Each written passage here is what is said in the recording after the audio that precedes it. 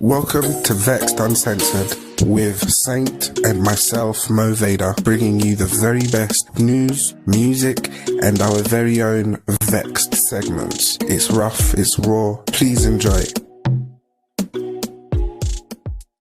Introducing the new mini album, Saint Remixed. 7 new remixes and 7 new visualizers. Featuring classic standout tracks and unheard vocals from Saint, reimagined into new electro mixes including dubstep, trap, and more. Buy or stream now, from all major music stores worldwide including Beatport, iTunes, Apple Music, and Spotify now. Don't forget to watch Saint's CGI music video for the new remix Single Time, out now on Vivo.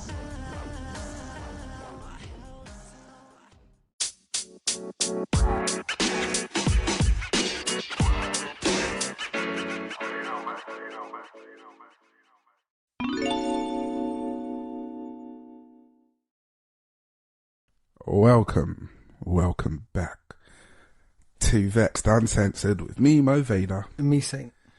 I must be... We still act like we're talking to no one, which is what I quite like that though. You're just not phased for some reason. No, because fuck it. If you've got the time to be listening to us... And I know there's maniacs out there so used to like 100,000 people hearing them. 200,000, a million. And that'll be a dangerous game. Oh yeah. I don't want it to get to that stage. Me neither. I quite like it cozy, comfortable and all that. Yeah, I don't want to deal with the alphabet people and all the others with their isms and schisms. Oh, the offence, you mean? Yeah. Yeah. Don't want to. Just want to keep flying. So one of us would just identify as, I don't know, anything. Attack helicopter. Prove us wrong. Attack. That's all I do. An attack helicopter, and that's it. Yeah. But how's your week been? We can actually say a week. My week. See, usually I only tend to remember the sentiments leading up to the episode and the show. Yeah. So whereas overall I might have had a good week, if I've had a shit missile come my way, just before the show, my immediate response is to gravitate towards is shit. And truth be told, I got hit with maybe 2 or 3 shit missiles. Been just absolutely indiscriminately been bombarded. And yeah, so my answer, going a long way round and waffling, is that the week's been kind of shit. Been shit? Yeah, man, it's been shit. Okay. I'm not in the best of moods. But we never are. But it's funny. It's funny how emotional control, emotional restraint can play a massive part in just everything that happens, everything that you say and do. You mean not reacting? Not reacting, how you feel from not reacting as well. That's the worst part. Yeah, because being the bigger person doesn't feel like being the bigger person. I hate being the bigger person, and I'm always the bigger motherfucking person. Don't ask me why. You know what? I don't know if my demeanour and composure has been taken advantage of. But I suspect that's what it might be. For the amount of times that I am the bigger person and I don't show my frustration or anger at a situation or of being slighted, right, I still seem to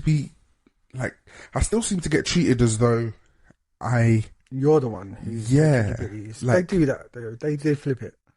Like it baffles me when I think, are you not aware that it's very likely that in the past or a past operating system of mine would have jumped to violence immediately? Listen, it's so funny. It's like a very paper thin like line. Yeah.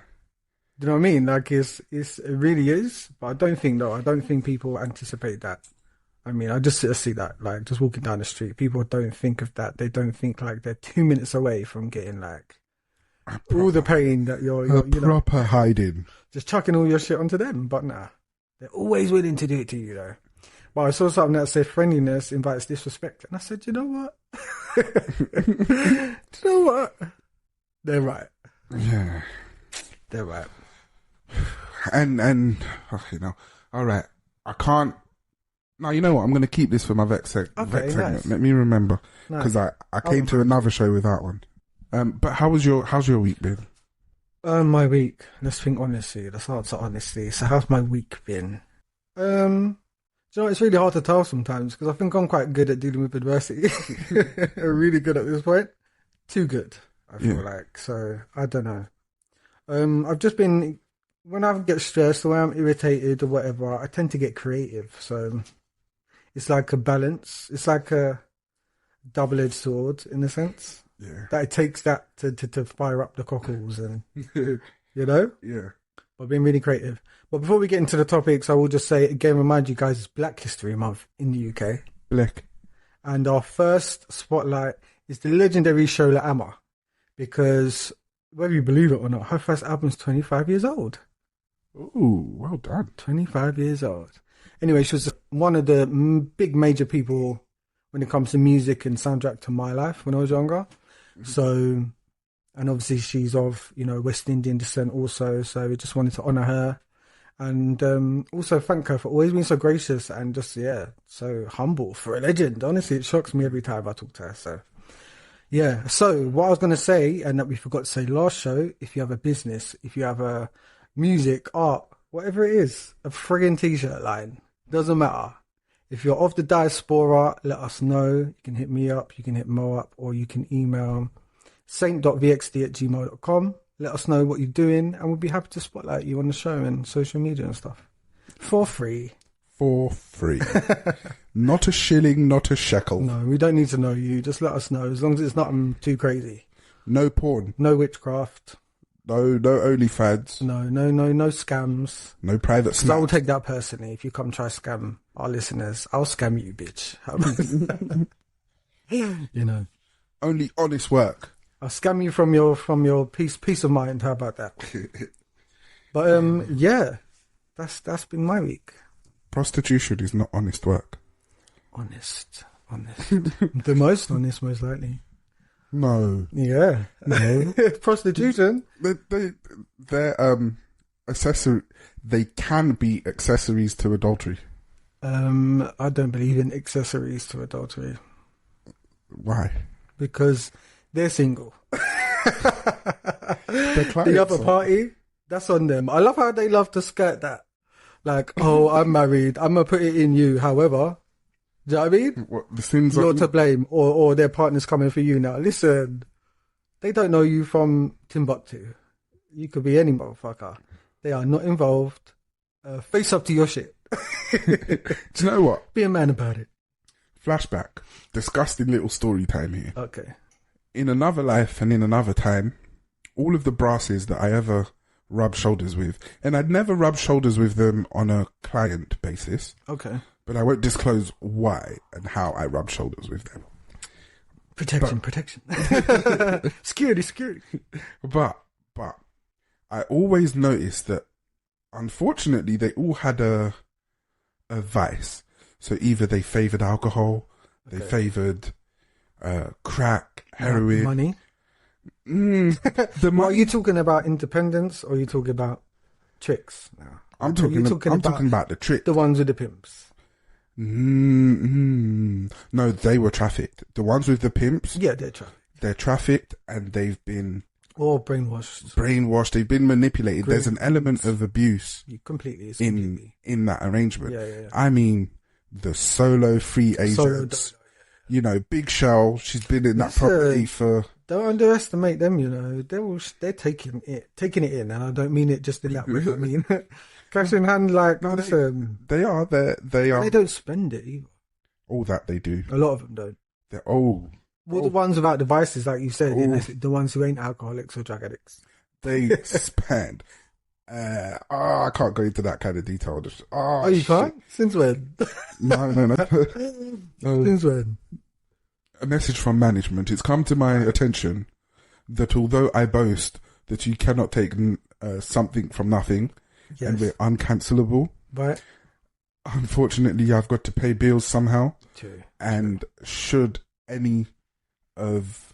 I'm giving it. And I've got what would you call it? I wouldn't say PG, but I've got, a book coming out at the end of the year, and, it's not adult, so I should really be, remembering that, but whatever.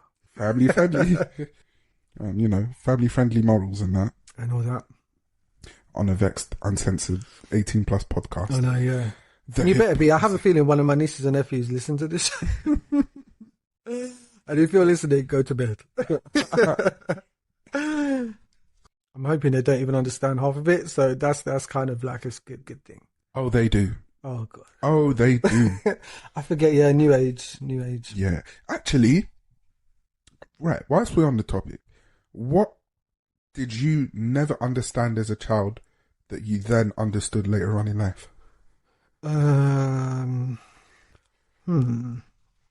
Most likely, a lot actually. Yeah, in a way. I won't get into I'm going to go common with it. I'm going to go civilian with it. Let's go that way. So probably just like people, like the dark side of people, the true dark side. Do you know what I mean? I think when you're a kid, you just I don't know, you take things in your stride. When you're an adult, you can contextualize, you can remember, you can pull things apart, you can get jaded. So probably the dark side of humanity, probably. Okay. What about you? For me, I became, well, let's not say became. My view of life and the world was centered around myself. Okay. So I very rarely could understand why people are so down, so negative, so low, so depressed. Right.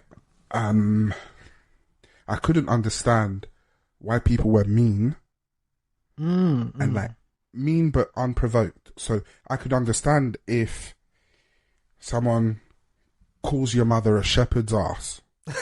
And as they do.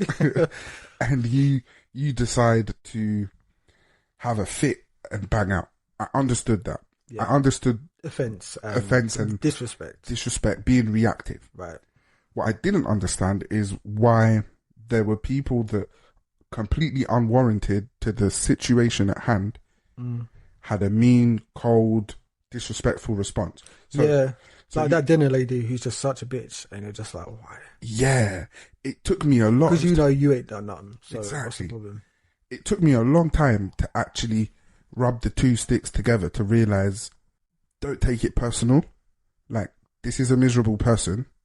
They might not be miserable across the board, but in the instance where you have met them and come across them, they are miserable now and they've given you a miserable response. Yeah, I could understand that. I just couldn't understand why they choose to carry that out into the world. That's me. Because I was never really like that. I was kind of, if I felt shit, as soon as I'm around people, you let it go, at least for the time. And you just enjoy the moment, enjoy the people then. Where other people will intently go to the situation to then be negative there. Yeah. Do you know what I mean? Yeah. And like a virus. Like, I understand there's times where you can't, like, it's not that you can't help it, but if you're expected somewhere, you have to go to work or whatever, and something really fucking bad's happened, or, something, whatever, like, the inescapables where you actually can't control your demeanor or whatever. Yeah. However, that was rare for me because I actually could control it. So, yeah, that why people couldn't do that. But then I've learned why I could so well later on in life. So now I understand that. But yeah, still, like, I think people could do better in that area. Like, fucking hell, just put on a smile. Just fake it. Smile, bitch. Yeah, smile, bitch. Fake it till you make it. True. Okay. So, I guess let's head into the... we weren't supposed to keep on calling them hot topics, were we? Toxic topics. Toxic. Let's go. Producers, you need to change the mid-roll. Now for the hottest topics. Black China. Black China. That was South African for Black China. So, Black China has popped back up in the entertainment news after a bit of quiet time. And it is because she is going to take Tiger to the courthouse over some custody battles. Now, the custody battle is primarily due to Black China. Okay, You believe? Allegedly. It's alleged that, she feels she has diminished, Tiger has diminished her role. Right, okay. Tiger has primary care of the child. I'm not going to say the child's name. Okay. Simply out of of course, respect for the child. She save the children. Yeah. So Angela Renee White, Ooh. aka Black. She does have a very posh name. She does. Very posh. She does. Very Jamaican too. Oh yeah. You know why that is. No, we're not gonna go. I'm not gonna go down that rabbit hole. Yeah, we're not gonna go down that rabbit hole with the surnames of the Caribbean. No. But yeah, the argument is she wants to establish sort of parental relationships. Tiger has the child Monday to Saturday. Yeah. Which would then mean that's full time. Yeah, she has the child 1 day a week. Oh right, okay. To church, taking to church. Yeah, Sunday. Sunday. Oh, by the way, guys, the Sabbath is on Saturday. The Lord's Day is Saturday. I don't know. It's so crazy. Like, it honestly had a brainwave, not even a brainwave, more like a kick to the head. It was like, sorry, my brain's having a fart right now. So Christians, what's the day they praise? Sunday, right? Yeah. I mean, Sundays traditionally in the UK, if you're not from here, it used to be that everything was shut. Everything. You don't work on a Sunday unless you're like, I don't know, just it was a police, doctor. like police. Do you know what I mean? Now, because of integration, immigration, all sorts of cultures and stuff, people aren't Christian, so or even come up at least in those rules or regular, that culture. So their shops are still open. Yeah, their restaurants still open, like stuff like that. So gradually, it's gotten to a point where you can go out on a Sunday now in London and like you ain't got you know what I mean. Yeah. Even supermarkets, big supermarkets, Sainsbury's and all that used to be shut on a Sunday. That's true. Now they open till 4 p.m. Yeah, and I understand. Like I've got literally no qualms about that, but it's all based on the fact that Christians traditionally worship on a Sunday. So what I don't understand is if these Christians are reading the Bible, why don't they know that the Lord's Day is on Saturday? Like the Lord's Day of Rest is on a Saturday, where you're not meant to cook or clean. Like you're not meant to cook or clean, and you keep it holy. It's the Sabbath. Jewish people obviously worship on Saturday. Christians is the same God. It should be exactly the same. Friday sunset until Saturday sunset. Yeah, you worship. Yeah, you're right. Jews worship Friday and then rest Saturday. But here's the thing: so Jewish people are known to cook on a Friday, clean on a Friday, because you can't. You can handle things, warm things up, but you can't cook on a Saturday. Yeah, God says rest. Yeah. If He rested, you rest. It's a day off. God's given you a day off. Yeah. The only reason it's a Sunday now is because of the Romans. The Roman Catholic, like because Augustus changed the weekdays and everything, and he changed also worship. Okay, sorry, Augustus. So he was persecuting Christians, obviously, and killing Christians. So he just did a thing. They had a conspiracy, and they changed the friggin' day. And obviously, the Catholics are the biggest predominance. They're the biggest congregation. Yeah.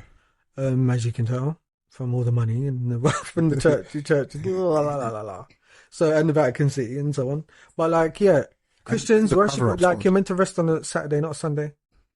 So if you're working on a Saturday, I know this is going to hurt, but people have been doing this their whole lives. So they're now going to feel conviction because they've not kept the Sabbath holy for their whole lives. Oh, shit. Do you know what I mean? So it's a Saturday, always has been, always will be. Don't be deceived. Do you know what I mean? Small ways like that is the way a culture, society can shift you from being, with your God and you've disrespected or you just trespassed without even knowing and He forgives you. But at the same time, it's just stuff like that can shift. So just don't be taken away with the tide in that sense. I mean, would I be right in asking or coining the question that Seventh-day Adventists have got it right as far as Saturday being the Sabbath? Yeah, because obviously all the denominations, which I never understood when I was a kid, and then when I became a Christian, I never understood it then either. But it just is, it's humans basically, cherry picking what they want. grouping together, say out of 100, 20 of us like a specific part of the Bible or God's things better, so we prioritize them in our own lives. And humans do that individually anyway. But when they've grouped together over time, you've got the Protestants, you've got the Catholics, you've got the you know what I mean, 7-day Adventists. Then you've got the cults and stuff that are not even Christian. Do you know what I mean? But it's like, yeah, certain parts of them are just completely right. They're doing the right thing, and certain other parts, you know, you're meant to take the whole Bible. The cherry picking thing, I never understood it. I don't get it. Being born again is different from being raised, so I guess it's like, yeah, it's weird like that. I have no denomination. Okay. Do you know what I mean? My denomination is Jesus. That's my denomination. So yeah. Anyway, I don't know how we got into that, but yeah, Saturday. If you're working, so like, do nothing on a Saturday. Well, what I don't know is I don't know whether with Black China's conversion to Christianity, I don't know if it's because conversion. She's born again. Oh, she's born again. Born again. Okay, cool. So with her being born again, I don't know where that stands with, you know, taking the child to church or this or that. But just because you're born again doesn't mean the rest of the world is. Right. Like, you have got work to do to undo the reputation that you had. And whilst you was busy being Black China on OnlyFans, right, Angela White, who should have been mothering her child, who's 10 years old, hasn't been mothering. And now you seem to think that because you have made that switch and you are ready, it just works that way. It's like when kids get adopted and then the parent cleans themselves up. Yeah. And then turns up out the blue. Yeah. And it's like, oh my word. Like, you can't imagine the pain. You know what I mean? Type thing. So it's like that. It's a very unfair part of life. Like, you know. Maybe someday when it's not so fresh and it isn't so prevalent and something that I'm actively having to deal with in your life, in my life, yeah, it's possible we might have to have a little breakdown of. Well, that's why there's at least two, not because we agree a lot of the time, but yeah, at least we've got that dynamic to the podcast. Like, yeah. Even though you're going through that, okay, I'm not, so you know. Yeah, it's tough. It's tough, and because so she wants full custody. I believe so. Joint. I believe she wants. Or is it existing as a joint custody now? However, it's just fallen down that he has the kid 6 days a week, and she's like, okay, up till now. Well, do you know what I mean? Like, unofficial, even though it's joint. So really, she should be having her time half, like, because she's agreed to it in the court. So whether, like, you have to change your life, you do what you made an agreement, and that keeps it fair for Tiger, because it's like, yeah, I'd love to have him 6 days a week. However, the court and we've agreed to joint. So whether I want him 6 days a week or not, I am going to bring him on a Wednesday or whatever, and you will have, this is your 3 days, because it's just is what it is. I'm not sure if she has sole custody. If he has sole custody, sorry, that'd be different if he's got sole custody. No, I don't think he does. I think it's a joint custody arrangement. However, in that joint custody, he has majority. Yeah. Because it's what, six days out of 7. Pretty much all the days.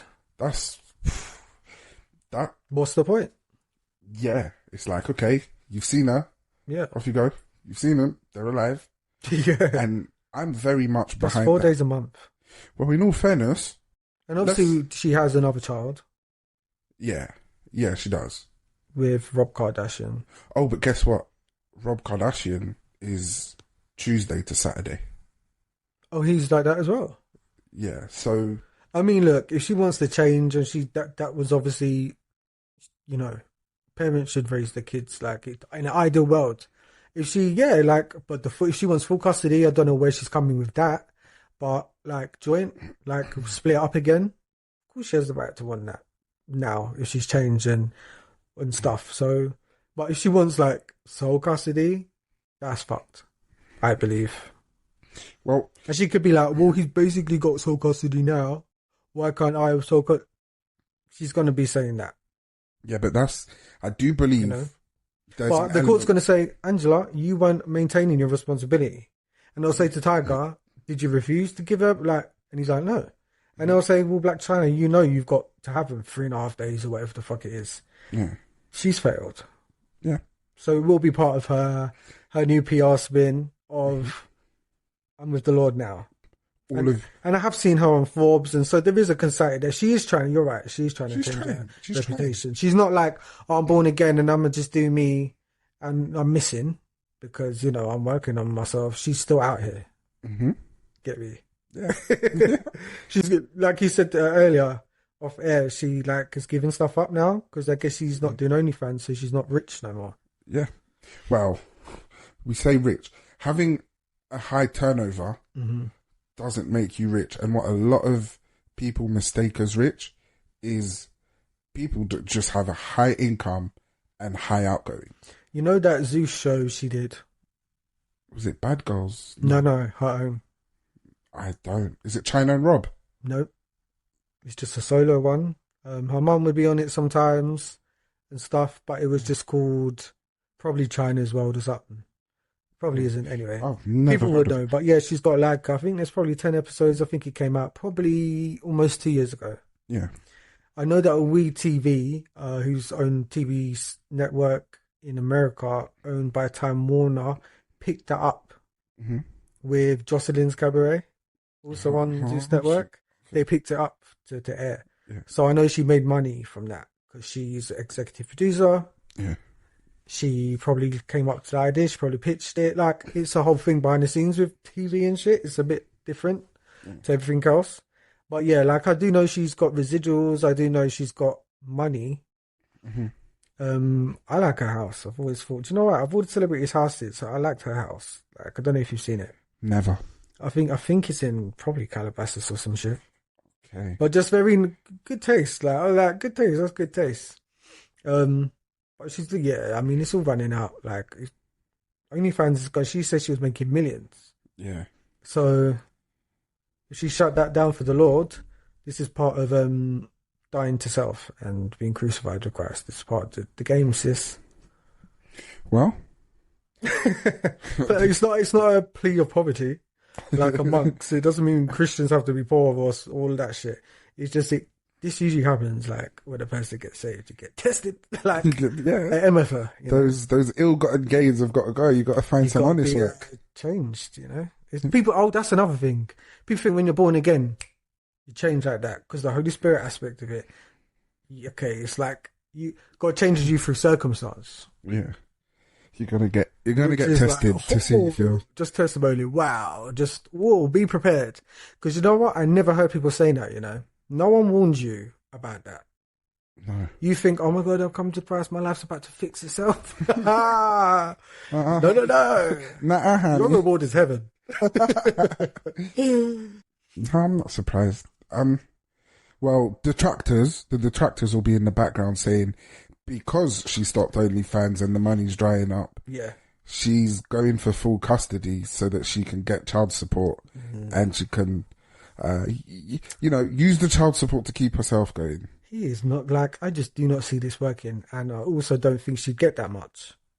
How rich is Tiger? Well, Tiger pays $40,000 for his son's education, the medical bills, all the stuff in the upkeep for the child. But even that, if that's any amount that I feel comes under an advance payment, like an advance fee, which to me is a minimum of $100,000 for one record deal. Yeah, he's got that. But how rich is he? Well, it's like a ticking clock until broke. Is he popular right now? I don't know. You know what I mean? I think Tiger's position is a funny one. He's one of those artists that he has his fan base in the US and he does his shows, he does his little things, but he's not like commercial now completely. Yeah, he's not a consecutive platinum selling. Yeah, with albums. He's always featuring. Yeah, it's like he's a gold artist, silver and gold. Yeah. But no very few platinums. Probably very few. After the whole Young Money, Cash Money period, after that was his height. Yeah. Yeah. And then the whole Chris Brown, you know, when they were like twin brothers. Oh, when they did the album together. Yeah. That was funny. It was. Yeah, the villain. It's that villain thing, isn't it? Yeah. Yeah. But now that that's all kind of dwindled, Mm-hmm. is the playbook. He's either going to head towards acting. Yeah, I don't see that working out. Yeah. Or it's going to be just residuals and do the odd little thing here and there. Shows. This is the thing. Artists like that stay alive with shows. Yeah. Because they will get their 50 grand a show, 100, like to 100. Of course, it's Tiger. And they add TV adverts. And let's never forget, there is always Rack City. There's Rack City. Stuff like that. There's, Bedrock. But with streaming now, it really ain't the same. Like an artist who would say was off their royalties, like him, like Mid, was making, let's be honest, this was making 50 to 60k out of his cut, including mechanical royalties, right? Yeah. Per month off of people buying his shit. That's going to drop to like 10 grand. Because of streaming. Okay. You get me? And this writer strike and all of that shit, like, what about the music industry? Like, really? Why are no one like talking about that? I'm so confused. We are being robbed, like motherfuckers. It's probably because it's a smaller portion of, like, in terms of society, it's a smaller representative portion. So there's more average people writing that are writers behind the scenes than... And when the writers get fucked too, they're getting more fucked and more fucked as the days go on. Yeah. Yeah. They can thank, what's his name? Tyler Perry. Oh, mate. Tyler Perry was like, well, he fuck it, writes I'm going to everything write... himself, all his shit. That's a lie. Oh, is it a lie? Because everyone thinks that, because he said it.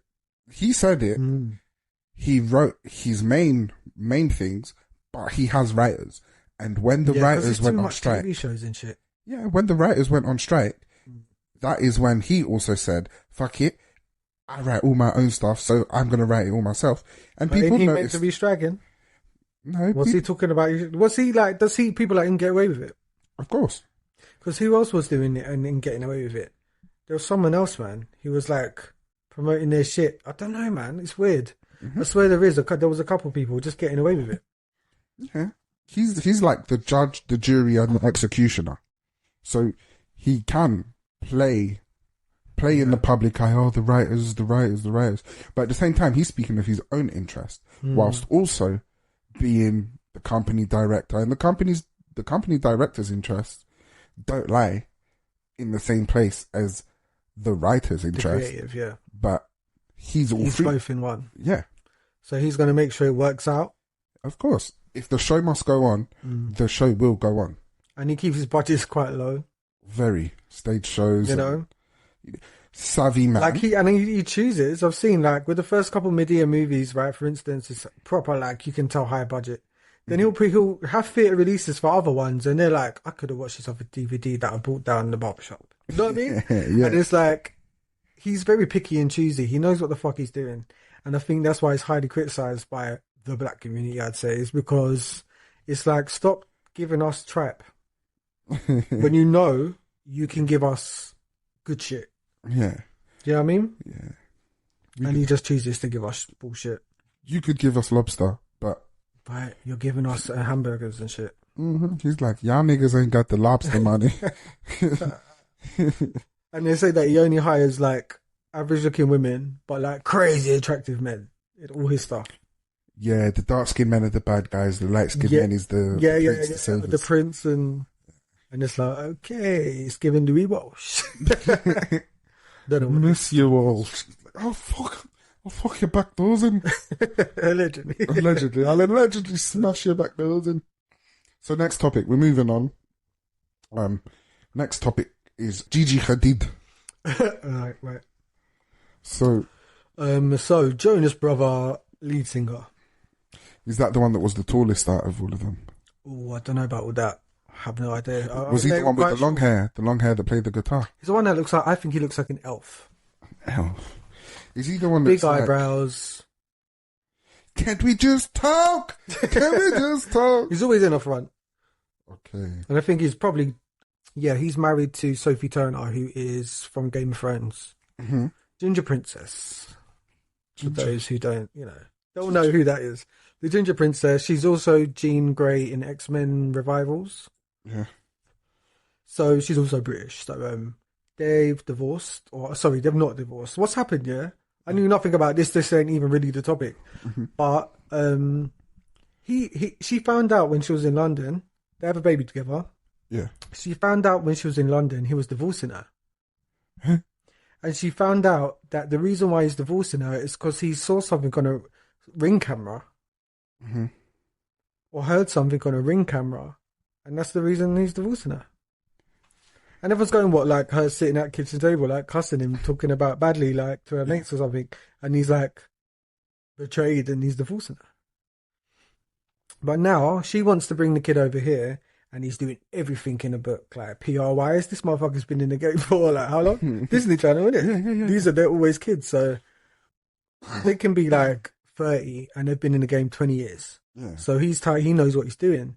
Anyway, long story short, it's all come out now on him that he asked out Gigi Hadid when she was 13 years old and like pursued her. He wanted to take her to a basketball game and to dinner and stuff. And then he asked the mum. Yeah. Yolanda, very bad reputation. I'm sorry, just watch as many videos and you'll get it. Yeah. Dutch lady. Yeah, so he asked the mum and the mum clearly didn't, I don't know, like obviously he didn't let her child go out with him. He's like 6 years old or 7 years old. I don't know how much, like quite a bit older at the time. Which if they were older, it wouldn't be such a big gap. But because he was probably 19, she's a child, 13. Yeah, so he didn't go out with her. But what's happened is he maintained contact open. Like the mum was fine with them talking for all those years. And then he dated her when she was legal. Yeah. Back in the day, I think. So everyone's saying that, you know, he's a pedophile. He's a pedo. He's a pedophile. Allegedly. Allegedly. You got to wait for convictions nowadays. Although, you know, the proof can be in the pudding. Yeah. But don't you dare call it pudding before someone else. Before the judge and jury have called it pudding. Deliberated. There was Let's hope half the jury ain't some too, because they're everywhere. There was one the judge confirmed.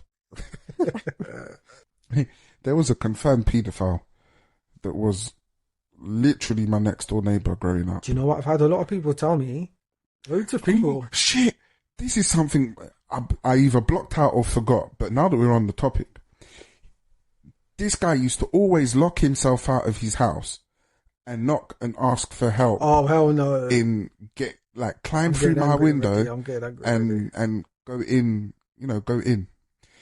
On one occasion... I would just think he's knocking on random doors to see if a kid answers, mate. Oh. They be opening the doors sometimes. We used, you know how it is. I was always told, oh, be polite, be this, be that, no matter what. Oh, you had good parents then, because mine would have been fucking, you like you ain't scratching these fucking ways. I don't think they knew. They did not know. Oh. They did not know, and he sussed that out. Now, because they have some sixth sense for that shit. They do, because it's the way that you treat them. So when they are aware that you know they're a pedo, you treat them like scum. Because you're like, okay, Timmy, to the other side of the street, Timmy. Yeah. Because even though you might remain within your boundaries of respect, you're not going to be friendly or familiar with them. They're shunned and ostracized. We should hope. We hope. We hope. But it wasn't up until much later that we were made aware. So leading up to that, there was all these odd little instances, getting locked out, asking for me to climb through the window to open the door on the inside. Oh my God. To trap you in the house? Wow. I was a big old hood rat kid. It wasn't happening. Oh, did he? Yeah. They still tried it. Like, he could try. Motherfucker tried it. Oh God. He said, that's a snake right there. He said, that's a snake. Don't, what is it? What did I say? Don't sexualize me. Don't sexualize me. Don't sexualize me. I'm not a piece of meat. I'm not a woman. You, sir, are a misogynist. Misogynist. It was all fun and games until the day he offered to look after my younger sister. Oh, wow. At which point, my pops is a true exemplary exemplary specimen for decorum and maintaining a cool, calm demeanor. Yeah, he'll put it to you the simple and the calm way. Yes, he showed his ass. Right. He showed his ass, and from that point onwards, oh shit, I can say his name. He's dead. Dirty Dick. Hallelujah. Everyone called him Dirty Dick, but I think his real name might have been William. Oh God. Bill. He used to say, "Yeah, my name's Bill," but Bill. Oh no! I'm telling you know those creepy guys with the sweets in their pockets. He had a little job at the post office for some time, and when he would put the money in your hand, he would stroke the palm of your hand. Listen to this, people. Listen to this, because it's like we're never allowed to. And honestly, I do believe in just moving them to their own little arc of a city or a town, an enclave. Yeah, Scotland. No, Australia. Just as far away, because there's this thing where they're convicted, or whether they're convicted, they're treated like ordinary average citizens still. If they're really bad, they do get the daily visits from the police. Yeah. To check on them. The police can't even commit to that. And the police really ain't doing nothing. They can't really guarantee they're just to be at home at a certain time. It's so fucking easy. Other than that, who knows what they're doing online? Who knows what they're doing here and there? And they'll do that, like you said, work in the shop and just feel up the child's hand, and the child's thinking, what the fuck? But they don't know what to make of it. It's just like so pervasive, and I just thought there needs to be like some real changes to that. And if anyone's going to be dehumanized, since everyone's just loving dehumanization these days, dehumanize them. Yeah. Okay. Yeah. We can take the bullet. Like we can eat that one. I think as a society. In the age of offence, what you just said there, really. Okay, so we can take it. We don't do a lot of things right as humans, but you know what? We can all live with. I don't think so, because I think, and this may be a conspiracy, this might be alleged, but the broadening of sexual... I believe your human rights to be removed. Totally. Totally removed. You're nothing but a worm. They've called it's crime against humanity. It should be removed. Just like war criminals, you take their rights away. That's it. You are not a human now, because you're not even an animal. Well, do you know what I mean? Like, in Africa, the status of being a war criminal is only really punished if you are a war criminal for the losing side. If you're a war criminal for the winning side, then you're okay. Not with the Nazis. You see how many are living now? Operation Paperclip.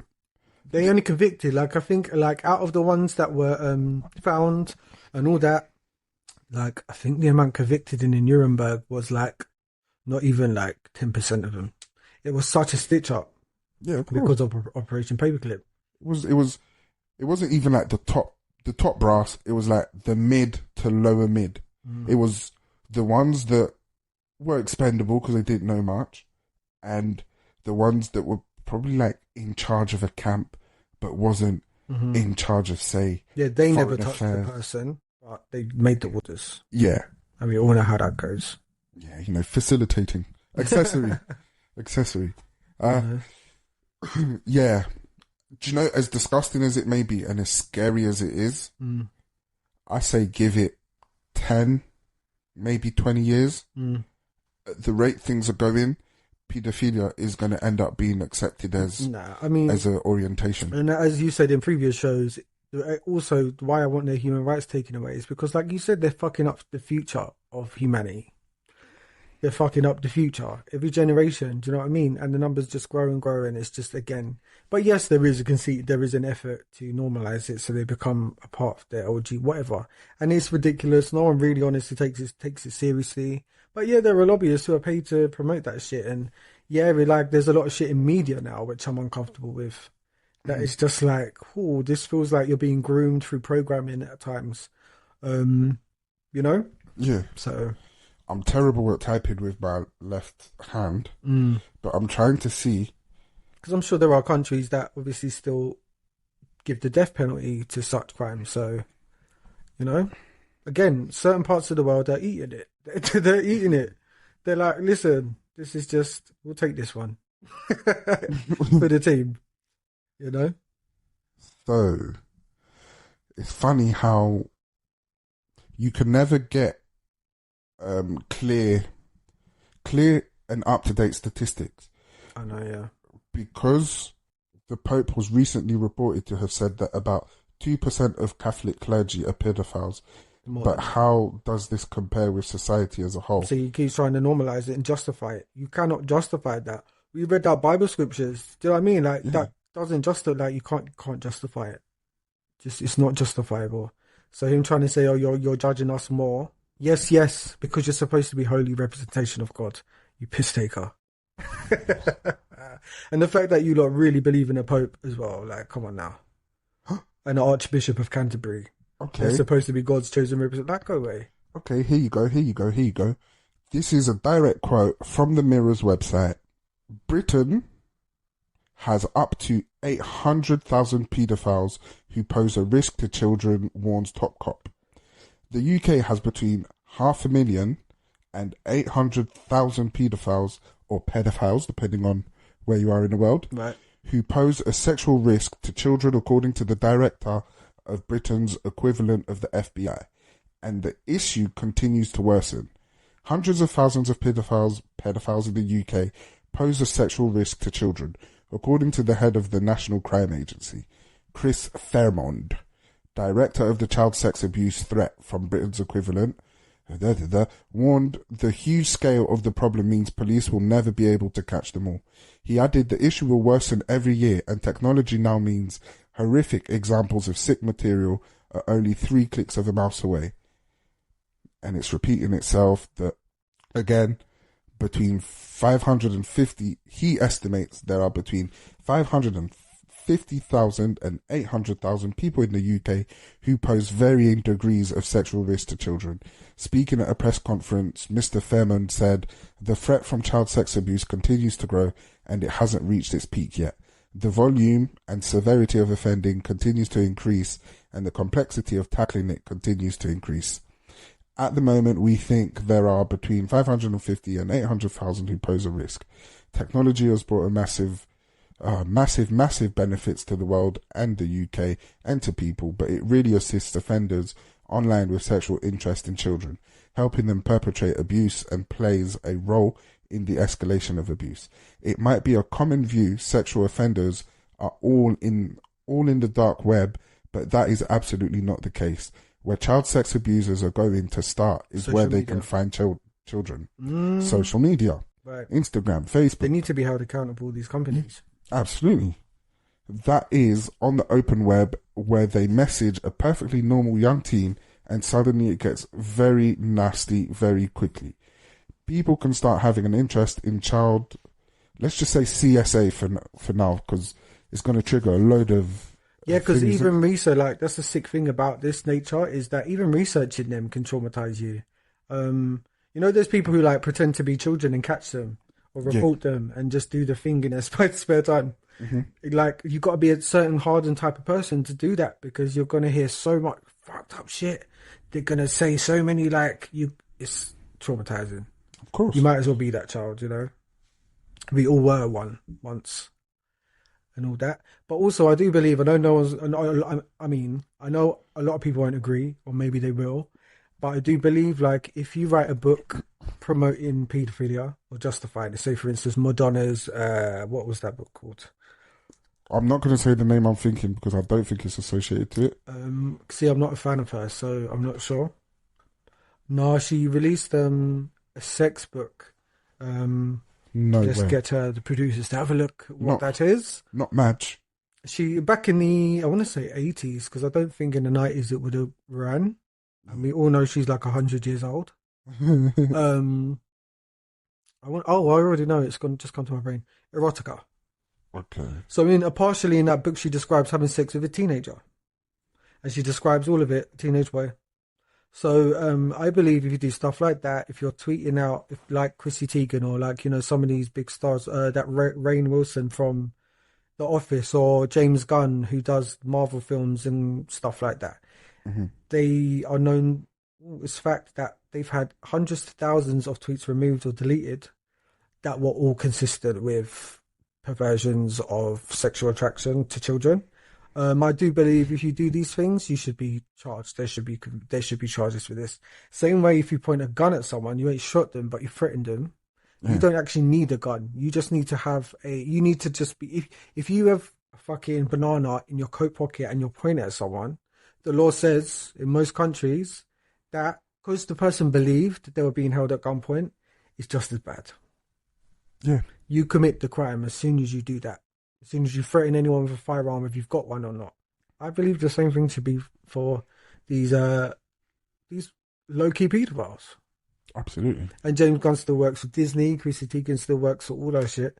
Rainn Wilson's like doing stuff all the time. They're not punished. They don't understand. And you got people who are proven innocent a million times, like Michael, and everyone's so gung-ho for someone who was accused and acquitted, like, by everyone. They hated it, but there was nothing. What about all of these guys? They're not as iconic. They haven't contributed to cultural society as much. His philanthropic, for instance, was like almost uncountable. They're not even quite sure how much it is because they kept finding out more and more money that he had given over time and time to charitable philanthropic, like insane. So well, where's the fire for these people? It's crazy. I just don't get it. You know, they're probably in bed with those who you can't criticize. Oh. On that note, well, I mean, look, you're gonna get your protection from somewhere. Yeah. Like, no. Yeah, no, I believe like religions that also, because Satanism, the books, Anton LaVey, what's that one?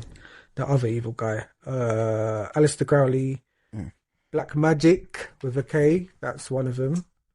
And in the Satanic Bible, their rituals include child sacrifice or child abuse, and like it's part of their belief system. Why is that okay? Yeah, I mean, like, come on now, about it's my religion. Listen. And they're the type of things that run from Scientology a religion and Satanism as a religion. Not in the UK, Satanism's not a religion in the UK, hallelujah. In the US, I think.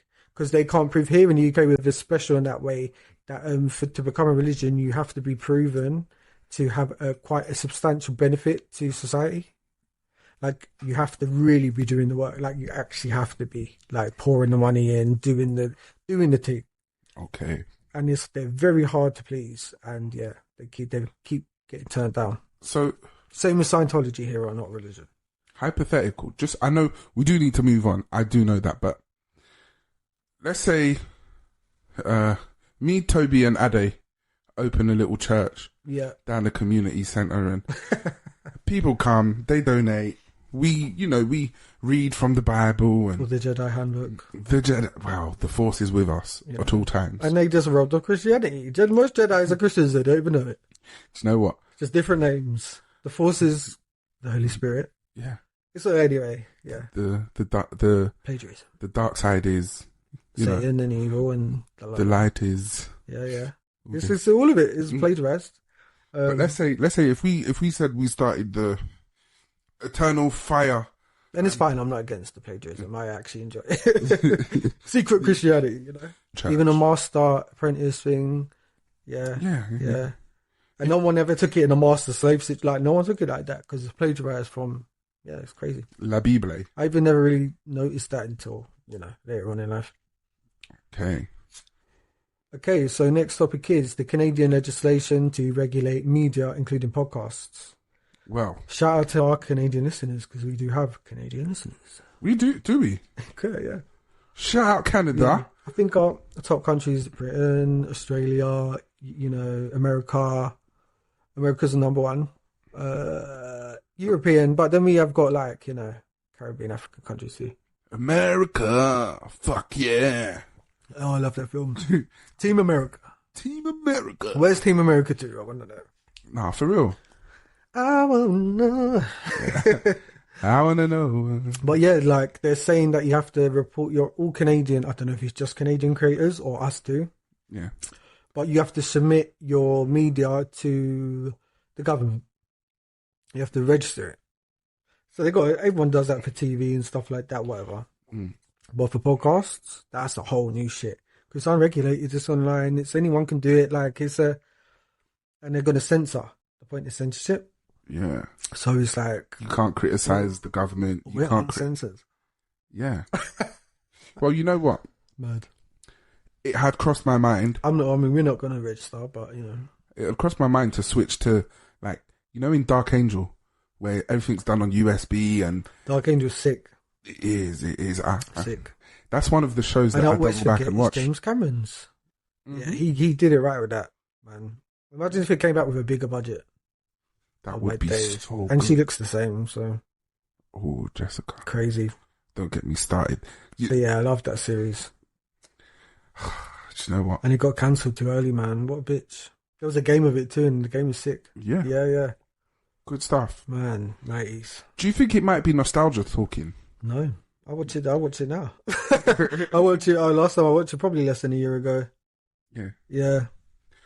I've noticed.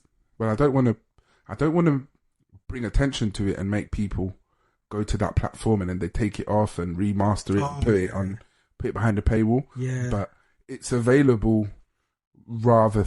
it's got a cult following. Yeah, it's quite free. Yeah. Even The Tribe.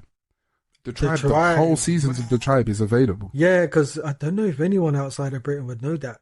Because it was New Zealand, wasn't it? Yeah, New Zealand, Oceania, Australia, they would know it. So we got it, and that was sick.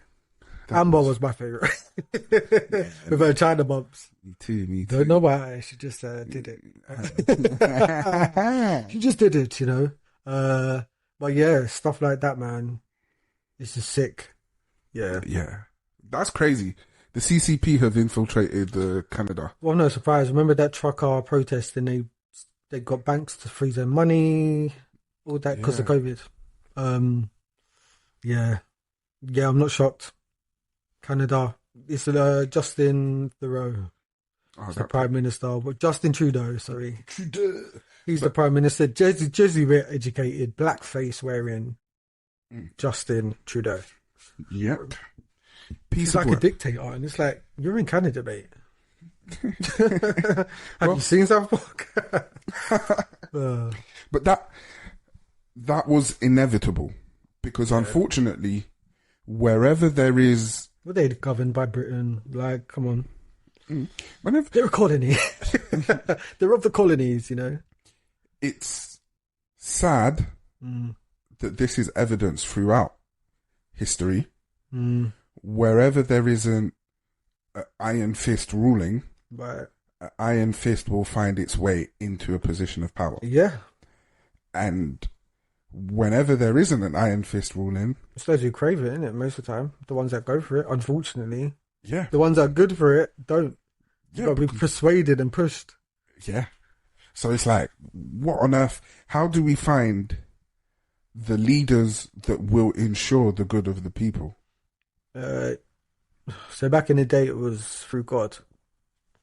All the religions did it through God. Yeah. Now it's like votes. Even back in the day, though, you could just lie to people. Let's actually look back. King Henry VIII, King James, Richard, and people forget that the monarchy's claim is that they're appointed by God. Yeah, but their rise to power is full of murder. They're horrific. They're criminals. And there's people another clock, like they call themselves the firm. That's their actual, what they refer to themselves in the system. It's called the firm. That is literally what, I'm just going to say we then. That is literally what it's called when you're a gangster criminal organisation. You're a firm. Firm grip on power and control. And they're Freemasons. It says explicitly in the Bible, Christians cannot be Freemasons. We're not allowed. It's forbidden. It's prohibited. Doesn't even go into why, because God feels like that's all he's got to say. Do you know what I mean? Like it says it. They've been around for a very long time, and the head of Britain, the colonies, Commonwealth, automatically becomes the head of the Freemason organisation. Really? Yeah, and the Grand Master is the cousin of the Queen. He's still alive, like one of the first cousins of the Queen. You know, so yeah. When you see her nurses and stuff, they've got Freemason belts on and stuff. They wear pins all the time. It's like, why? How does everyone miss this? And they do go on like a charitable organisation. I do get that, but like, come on now. So is Satanism. It's Satanic temple. Giving out free abortions and shit. Do you remember that? Yeah. Maybe that'll be in a flashback episode at some point. Maybe. I don't even know when we talked about that. That's probably quite new. I don't know. I've got a feeling that's almost a year ago, you know. Oh, then it'll be clean. That'll be cleaned up. That's already out. Okay. Yeah. Speaking of that, did you ever notice how even if you go and get a tooth taken out, they don't let you keep it? Like, if you lose your baby tooth at home, you can keep it. You can ask for it though. Nah, they won't give it to you. Oh, back in the day, yeah, you could. Really? Yeah, you could take it and just look at it all day. No, they won't. End up throwing it away. I had a tooth taken out 2 or 3 years ago now. It was my wisdom tooth. And the big one. Yeah, they still, not wisdom, it was an adult tooth right there, like one of the molars. Oh, molar. And I saw how big it was and I was like, yeah, I want to keep that. And they're like, no. It's my bone. Yeah, they said no, because of, it's a biohazard. Oh, and I said, biohazard to who? That's my fucking tooth. I'm taking it home to put it in the jar. Why can't I? Biohazard. I don't know what. No, they want to do the voodoo themselves. Probably, yeah. What are they doing with it? You know, a lot. Well, what are they doing with it? Apparently, they gut corpses. So even if you're not an organ donor, they'll gut you, and all of the things they've gutted you, that goes black market. But if you are an organ donor, then what they may do is actually give your organs away for donation and whatever else. But yeah, it's I do believe that, and I don't consent to my organs being donated whatsoever. Then my only die with me is weird. Don't touch my dead body and cut me out. I'm not a fish. I'm not a fish. And I get, like, if you're alive and donate, totally, I probably would do that if you know what I mean? I've never been asked, or it's never had to happen. But, like, do you know what I mean? Like, I believe in that if you're alive, for sure. But dead? No. Not me anyway. They're going to do it anyway, but... I haven't consented. You know, it's not consensual. They stuff you. Oh. Like that boy in, what's it called? Stranger Things. Remember when they made it look like Will died and he got found floating in the... See, I've seen all of them, but I don't really remember the details. I think it was like the first season. You know when he gets stuck in the other realm? Oh, yeah. And he's gone for like a year or something. Yeah. Yeah, then. But... Oh, and Drake with her, Millie Bobby Brown. Drake did what? When she was like 12 or something, they were like having this DM relationship and this like phone call text relationship. And he talked about it in the interview back then. Everyone was like, what the fuck back then? But he's never really anyway. He was on a podcast recently, I think. And it's like, what are you lot like? You lot are mad. It's pick and choose. Like, it's crazy. Well, you know, Drake's actually the next topic. Nepotism. Nepotism and nepotism within the entertainment music, field. Nepotism. And it's like, okay, yes, you achieved whatever you achieved through your interesting. And I've never thought this before. I just thought it. So if you're like a carpenter, right? Yeah. And your son's a carpenter. Yeah. That's like family business, right? Yeah. Is that nepotism? Yeah. Is it? Yeah. And say for instance, like me. So yeah, like my dad was a producer. Yeah. Until I was like theatre for many years. Mm-hmm. And I'm obviously a singer. Yeah. And songwriter, whatever. So I never learnt my music from him. He's never produced me. I became like a singer when I was 17, and it was like in another country with like another family member. It had nothing to do, but obviously nepotism. It was like a big influence, obviously, on me seeing that. Yeah. But in my career, despite connections that I could have had, I've never ever had them, and I've never been interested in. It was never really a thought ever. And do I know one or two people that could have probably, if I asked them and pushed it as a conceited plan to do? Yeah, I do believe I could have done that. But no. This is going to sound like a really insensitive because nepotism, response. You have to actually gain. You have to have an advantage over those who don't have your advantage, which is being, influenced, like of the same thing, whatever. Do you know what I mean?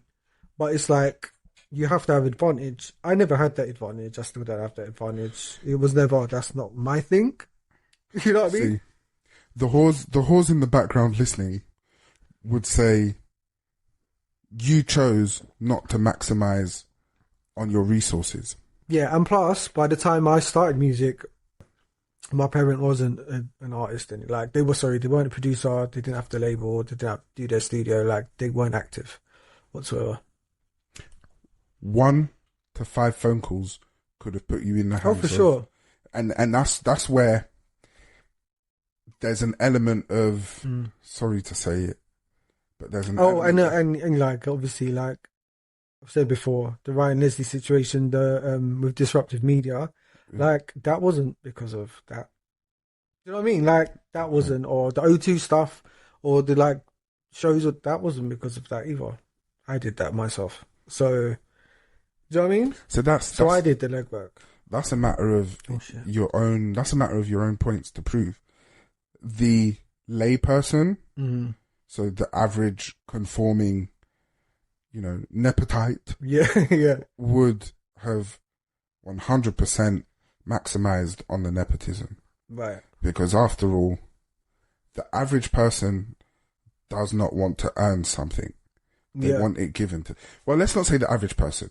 Let's say a slice of society is of the gravitation that if something can be given to them on a plate, they're going to take it as opposed to earning it. I've noticed, yeah.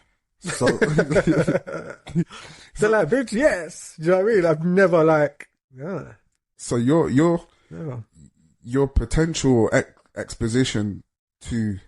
Okay, like say for instance, there's a singer who none of their family members are artists. None of their family members are producers. Do you know what I mean? Like none of them, like nothing. They've got like 0. Yeah, Mariah Carey. No, her mum's an opera singer. Oh, is she? Mm-hmm. Her mother's an opera singer, so yeah. Makes sense. Yeah. That's how you become like, this is the thing, like her, for instance, she's genuinely got it. So nepotism, yeah, because like it would be the same for me being influenced. But like, did her mum help her get? No. She didn't. I think her first thing was Brenda K. Starr, Latino like artist. So no. So she did also do it on her own. Obviously, she married the head of her label. Yeah. You know what I mean? But again, she's actually got it, and has proven that a million times. And where Michael Jackson, like their family weren't artists, however, his dad trained the kids as artists. So is that nepotism? Because his dad weren't an artist. No, his dad weren't a musician. His dad was one of those football dads. Coach, yeah. But is that nepotism? Because nepotism is obviously you have an advantage, but you have to the parent has to be in the same field. Yeah, no, that's not nepotism.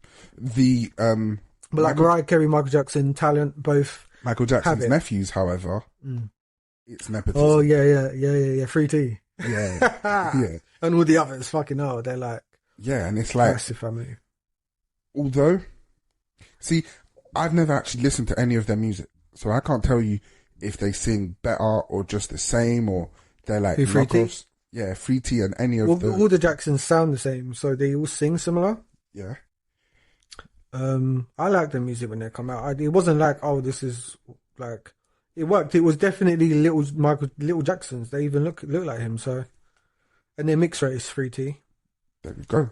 Latino and black, I believe. Do you think that without... So when Michael was like Michael, yeah, they look like Michael, like twin, like not twins. One of them looks very much like him. So do you think without the Jackson family name, they would have been straight into deals and straight into albums the way that it looks to the outside world? But their nepotism is because they sound like him and look like him. So even if they were related to him, but still sounded the way they sound and looked the way they look because of genetics, they would prosper because of their similarity to him or proximity to him for sure. But that wouldn't be nepotism. That's just convenient. It's just convenient. Okay. Do you know what I mean? The nepotism is strong because Drake's 4-year-old trying to think kid. Go on. Yeah, Drake's 4, 5, 6-year-old kid has made his first song. And I won't be listening to it. If it comes on the radio and I hear it by chance. It's just kids bop. Well, probably be quite cute. No, I don't know, but he looks like a sport child, so he could be a little brat. I don't know. What's odd and I know it's personal business that I shouldn't really be fishing or looking into. Okay. But Drake has this child with this model. Now, is it because of this particular model that the whole putting hot pepper sauce in condoms fiasco started? Or was he doing that beforehand and he had a slip up? No, I think he had that child intentionally. You think so? But Totally. but he was keeping that child hidden for... Yeah, sure. So it was wow. Totally. I always got that vibe. For sure. For someone to be... Yeah, for sure. Like, it all makes sense. Like, everything I hear about Drake makes sense. It really does. Okay. Just does. Don't know why. The hair clip. Everything just makes sense. I don't know. I think it does to everyone. I don't know. It just does. I don't follow him. I don't know him that well. I think like when he's... What was it, like 2009? When he first couple of years when he come out. It's like, yeah, I heard everything because it was on the radio, whatever. A few of them were good. Now, he's like a conveyor belt in it. So, but what about like we've spoken before about like Kate Price, Junior Andre, Peter Andre, Princess, and all that nepotism. Yeah, that didn't even go anywhere. No, he's signed to Columbia, the son. Yeah, but the music. Where's the music? I haven't heard none. It's been over a year. But I've seen like newspapers with him in publicity. Yeah. But music, I heard that one first song that we talked about. That's it. Well, Beyonce has Blue Ivy in her tour. She came out one time, like at least 4 months ago. She's been on every night since. Like J-Lo did it with her child. I feel like Mariah Carey started it. When she had their kids, they'd run out on stage with her. Yeah. And then she put them on a song doing background vocals. And then everyone's like, them babies. So in the Christmas shows, they come out. Mm-hmm. Now they're like, they're very talented. Do you know what I mean? But like, again, nepotism. Will they have careers? Don't know. Mm-hmm. But Beyonce is like Blue Ivy has a Grammy because one of the albums had a song featuring Blue Ivy. So it don't matter if she went gargle as a baby on the track.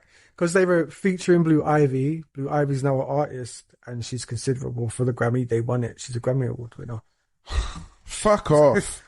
Fuck off. Just fuck off. Yep. She's a Grammy Award winner. So when you're watching her on stage, you're watching Beyonce, who's won 32, which is just ridiculous. Yeah. Like, it really is. And then you've also got her daughter, who's not even 14, and she's also a Grammy Award winning artist. So you got bang for your buck there. Fuck it. Let's just go to the next topic, because this is nonsense. Frustrating. I can't. It's making my head hot. Okay, next topic is Holly leaving this morning. I'm not surprised. The bitch knew about all the shit going on. How is your co-host that's probably sharing the same dressing room as you, or one just next door? Mate. You can't hear the pounding coming.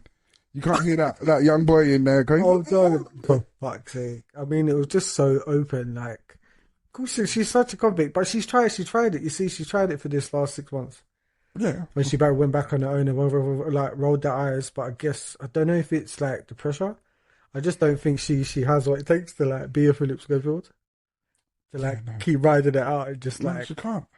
She's like, no, I've got to like repair my reputation. I've got to get off this show, basically. Go back onto Celebrity Juice. Yeah. No, it's not happening. You can't go back. You know?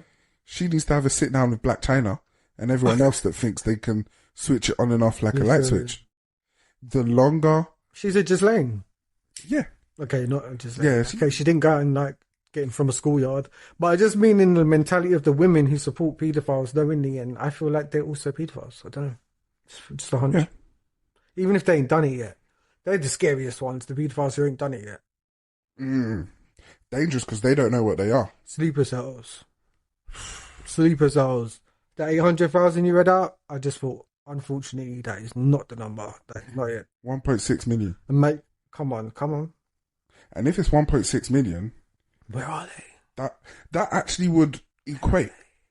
That would scaringly equate to like 10% of the population. It makes sense. Oh, I'm not. Like they say 10%, don't they? Every person I meet's fucked up, so I don't really know what all of these statistics are. Everyone I've ever met is fucked in some sort of way. Like as functioning as they are, it's like, okay, you've got something like here. I was driving. I was driving to a place rather far from here, and I don't suffer from panic attacks or anxiety attacks, as much anymore. Mm-hmm. But the thought ran through my mind, and it said, everyone is capable of anything, and it is literally just circumstance and choice that prevents it. And my heart went. I had to roll down the windows and say, "Calm the fuck down." Like, it literally is, and like even me. So I had to grow. I'm growing out of a dictation of distrust from childhood, like being told don't trust no one. So that's like a long route. However, my faith also dictates the same completely. You trust no one but God, literally, because He's the only one you can trust.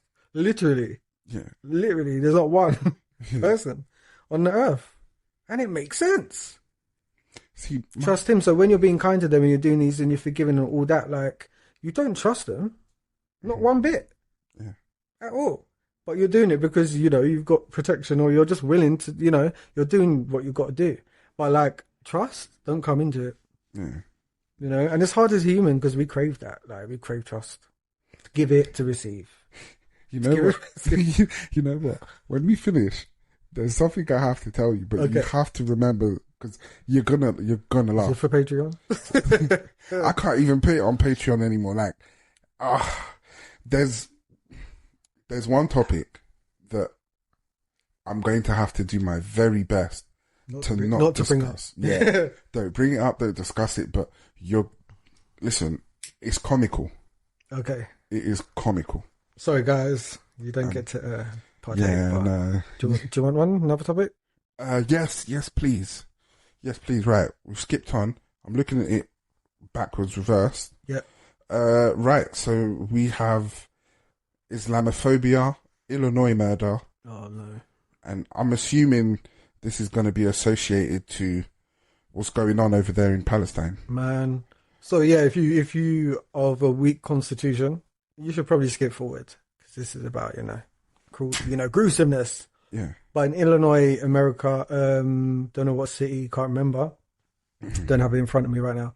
So a 6-year-old child was stabbed to death in his home by the landlord, and the mother got away with her life. Like, not got away with her life, but she survived her injuries. And as this man is stabbing the child, he's saying, "Muslims must die, Muslims must die." Do you know what I mean? And I'm adding on to for the algorithm, because that's how they pick things up these days. That is a quotation from media as far as like what the perpetrator said while committing a crime, and not the views of Vexxed Uncensored or experts. It is not our views. You know? So anyway, it sparked, these things happen. Like, for instance, when politicians go like anti-trans, anti-gay, there's more gay bashings. It's just the way it works. When people are very racist, like Trump or what, like, or just inflections, the black bashing, goes up. The Chinese thing, like, it happens. It's like, it's just humans are highly influenced. So it's like, people connecting this to Islamophobia. And I do believe in that. That's the case, totally. Life and humanity were of a better standard before the internet. Completely. If I could go back to the 90s, I would. Yeah. And the fun thing about the 90s, everyone thought it would stay that way. Like, it just felt like everyone had landed, and like, we're not in the Middle Ages, we're not in the 70s, we're not in the 80s, like, we're in the 90s. But then the 2000s hit like a bitch. Yeah. By 2005, everything was good. Till 2005, 2006, that's when everything changed. Left, yeah. Everything changed. By 2012, fucked. But I think we're lucky to be born in the early 90s. I really do think we were lucky. Like, really lucky. I am not. I don't envy under 25s. Do not envy them. There was an element of, back when I was 25, hearing a 30-year-old or older speak about, I'd love to be your age again. They're saying that. And I think they were saying it from a perspective of, to go back to being that age at the time that I was that age. Yeah. Great. Yeah. But, what I've noticed is adults used to really like nostalgia, I don't know if that's a word, but be nostalgic about decades. Like the 70s, they'll be like, the bell bottoms. Like, they really talk about it with glee. And same with like, certain parts of like the 80s or whatever. I know a lot went on, but it was like, they're really nostalgic about it. Same with us with the 90s. But after that, it stopped. Yeah. Like it stopped. There's no more. The 2010s were like, what is the 2010s? The 2020s, what is it? Like, it's not even definable anymore. There's no vibe. No. If anything, the vibe's panic and chaos. Memes, You know? debauchery and prostitution. For almost 30 years, or under 25 years, so like, not get ahead of ourselves. But like, fucked. Yeah. Crazy, like. Yeah, wish we could go back. And actually, just to jump back, I know this isn't, it's off topic. Right. Forget about your child's privacy. Check their phone, check their Roblox account, check their YouTube account, check their Instagram accounts, check for Snapchat, check text messages, check group chats, check emails, check every fucking thing on your child's mobile devices. Do 2 types of searches. Right. Covert and overt. They need to ban these apps that are making people be able to disguise apps as like calculator and stuff like that, because that's a big thing too. Kids are like somehow finding out about that stuff. Yeah. So they're hiding apps from you. You look through it, there's nothing there. They're going in to get their WhatsApp or this or that. Like, it's so fucked up. And I think there are like campaigners and charities that are like doing the work to get this stuff taken down and stuff. Yeah. But someone could throw up an app every day. It's true. It's true. Every day. You can literally change 1 or 2. Sign up with Apple, put your app out, like, right? Yeah. If it's built. Yeah, that's it. Pay the money. I know it costs money. Chump change. You know? Chump change to what ad revenue brings in for apps that have pop-ups and this and that and that and this. Yeah. And you can still garner major success from having apps that are not on the app stores or on Apple Store or this or that. For sure. You can go around it. Let me not say most, I assume that there is a large enough portion of children who have Androids. It's very easy. Like, we used to sit with our computers when the Windows is crashing. We're not asking our parents to fix it. We are.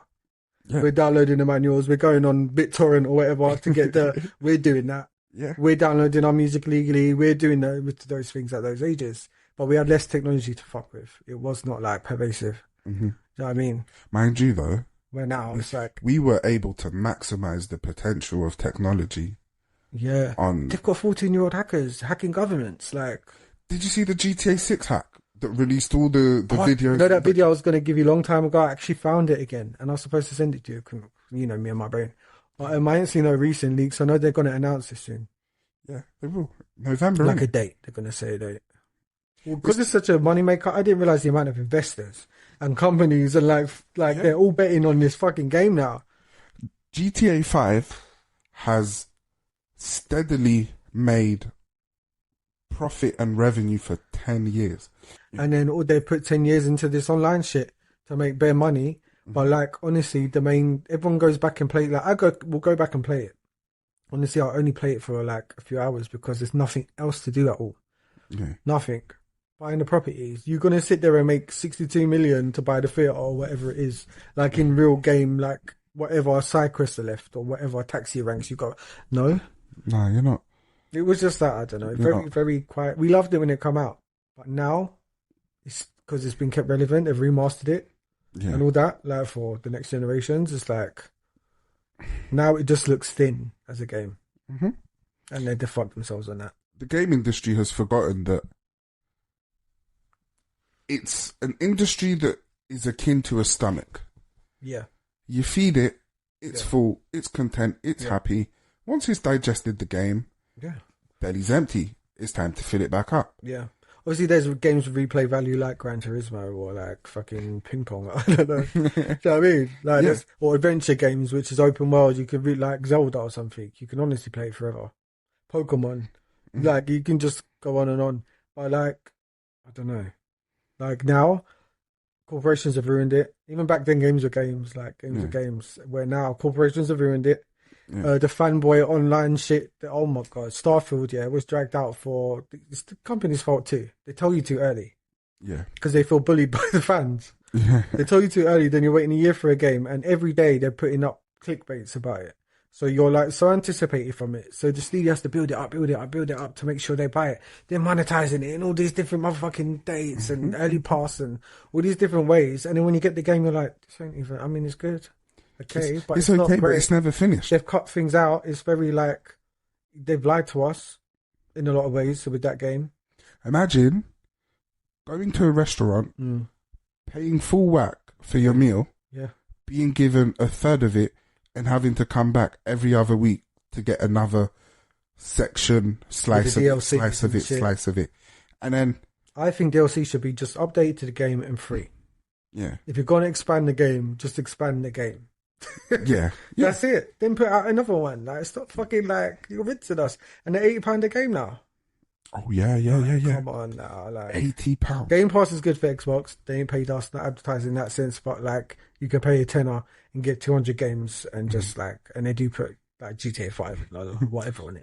At some point we'll be saying, remember when you used to be able to buy a game for your kids? Yeah. Now you buy a disc or you buy a packet of data from the cloud for £80.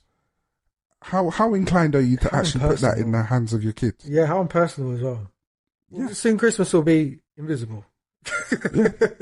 Everything they want is online. For me, it's already started. I literally ping money over to people for Christmas. Right. I ain't going to go line up and buy this and buy that and order this and order that. No. No, those days, I mean, it's, the age brackets, things change. I'm pinging you your cash. You might not hear from me because I'll be at work. And then the kids are getting like, no, some like, probably one or two people. Fuck them. You know, just because. Fuck them. You know? You're lucky if you get a Merry Christmas message from me. You know, and that's probably because I pass by or something like that. To one of them, they've got kids and stuff like that. But other than that, yeah, no. No, I'm the fucking Grinch. I'm the Grinch's dad. I birthed the Grinch, mate. Not Dr. Seuss just made him up, but I birthed him. Finding out Dr. Seuss was a racist pig, that shattered a lot for me. Why? I love Dr. Seuss shit. But it was a different time. I just like, yeah, but I didn't let it know. He just went too far. You do realise that for every decade that we go back in time, you can add like a 20% increase to over open racists. Yeah, for sure. Yeah. Dr. Seuss. But the loud ones, I'm not reading something knowing they probably wanted me exterminated. Like, you can go fuck yourself. I could look at something else. Boycott. If he was alive, it would hurt him more. It would hurt him more to see reading it. Yeah, that's true. The boycotting it, because that's, you know. Get that goddamn mongrel. Take that book from that mongrel. Don't touch my book. Don't touch my book. Touch right, it, man. let's go on. Did we talk about Islamophobia? Not really, but like, it's been so plagued in the sense that they're always picking someone to go out, and like these things you can't really protect yourself from. Yeah. It has to ride itself out. I'm just very much worried for all of the quote unquote protected groups that don't have strong infrastructure to bear the weather, bear the rain. So if you don't have a conglomerate of individuals in the finance industry, in the jewelry industry, in the healthcare industry, in the logistics industry, in education, technology. If you don't have that entertainment, you know, if you don't have that unity across all boards, that nepotism and you know, the way that your rights and your health, wealth, and livelihood is protected is at risk. Yep. And one rule for one and different rules for others. Yeah. You know? And that's scary, because what's next? I read a poem somewhere, and I know that I'm remembering it wrong, but it's gonna go. It goes something like, "Oh, this is gonna hurt." You know, it's gonna hurt them. Okay. It's gonna hurt them. It's like, first they came for the farmers, then they came for the politicians. Yeah. Then they came for the clergymen, and then they came for us. Yeah, for sure. And when they came for us, there was no one left. Right. You stood by idly and allowed, you know, you allowed divide and conquer. And I remember now where I read this. I've completely butchered it, but it was in a history class, and I remember what part of history we was not paying attention, most of us. It was the part of history where a mid to central European nation all went on holiday for like what 6 years, 4 years, something like that. Yeah. Blanket across the board. Everyone was on holiday. No one saw anything. Yeah, yeah. Obviously, everyone else has got all these scandalous accounts, but yeah, everyone was on holiday. And I mean, like I said, like I think a long time ago, I said like this obsession over Hitler. This I grew up to know all the crimes and to understand that this was like should be regarded like almost like Voldemort. He who shall not be named. Yeah. Instead, he's got every book, every documentary. Like, is he a celebrity? Is he an idol? Or is he like the worst villain ever? Or is it he's such a villain that, it's, such a thing. That's always their excuse. He's such a villain that we must, be obsessed with how, like, nah. I've always thought it was a bit sick. Mm-hmm. Do you know what I mean? Very sick. And I never really watched too much of that shit or whatever. But yeah, when it comes to, like I've said, who's had, so much sympathy. I know that for me, the first time that I was exposed to, like, content about, like, educational or historical propaganda about slavery, not only did I leave the classes hating all white people. Oh, wait, hold on a minute. So you learned about slavery? Mate. Like it was in school. That's where you learned about it? Yeah. Wow. Do you think that's a cultural thing? Because Absolutely. I'm thinking now, if you're West Indian, you don't like it's literally ingrained in your existence. Like I can't think. The fact you can say I remember learning, like no, learn. It was fact. Strange, isn't it? My friend, my brother. Let me tell you something that's gonna rock your world. Strange. I had no knowledge of slavery until I got to the UK, and it was a lesson during October, during Black History Month. Right. And I guess my mentality towards it was, and excuse me for being insensitive for anyone, but why the fuck did they let themselves why did they all go overboard? Why did they let themselves humans? They're just get into humans. that? They're just humans. Like even over there, when you're unshackled, you're telling me that you guys amongst yourself, you fight, you die. That we need to die. And then there's what they call buck breaking. So they won't kill you. They'll treat you like a horse and break your spirit. Once your spirit's broken, there's nothing that can be done. So I mean, other than taking you away, doesn't guarantee you recover. You see that J Hus lyric. They can burn my flesh, but they can't take away my spirit. Right. Because even when we never had a penny, we always had spirit. And again, there are like those factors in society where there are stronger people, just stronger, more resilient, just less fear, I think. And like, what do you want to say? Better hunters, better this. Like everyone's got something about them. Say whatever. And there is a weaker class of society. That there are protectors and ones who need to be protected. Like there is a balance there. Say whatever you want to say about Mel Gibson. Apocalypto. When this is an R. Kelly situation where people hate the motherfucking creator, but they love the art. They love Apocalypto. They love the Passion of the Christ. They love, and even though it's a white man playing Passion of the Christ, he's a very good actor. While they filmed that, he actually went through mad shit. He got struck by lightning. He like crazy shit. Like God made him suffer for the role. So that's when I was like, and I learned that after I watched the film. But the film really is like, I think it was necessary. It's the only one really like it that can show you. Obviously, what happens to Christ was 10 times worse, and even Mel Gibson acknowledges that. But it really has the right effect for Christians. It's amazing, like honestly amazing. It reminds you of why the fuck you're like, sorry to swear, but like in the same topic, but why it really just a perspective shaker. And you're crying and you're this and you're not traumatized. You're thankful.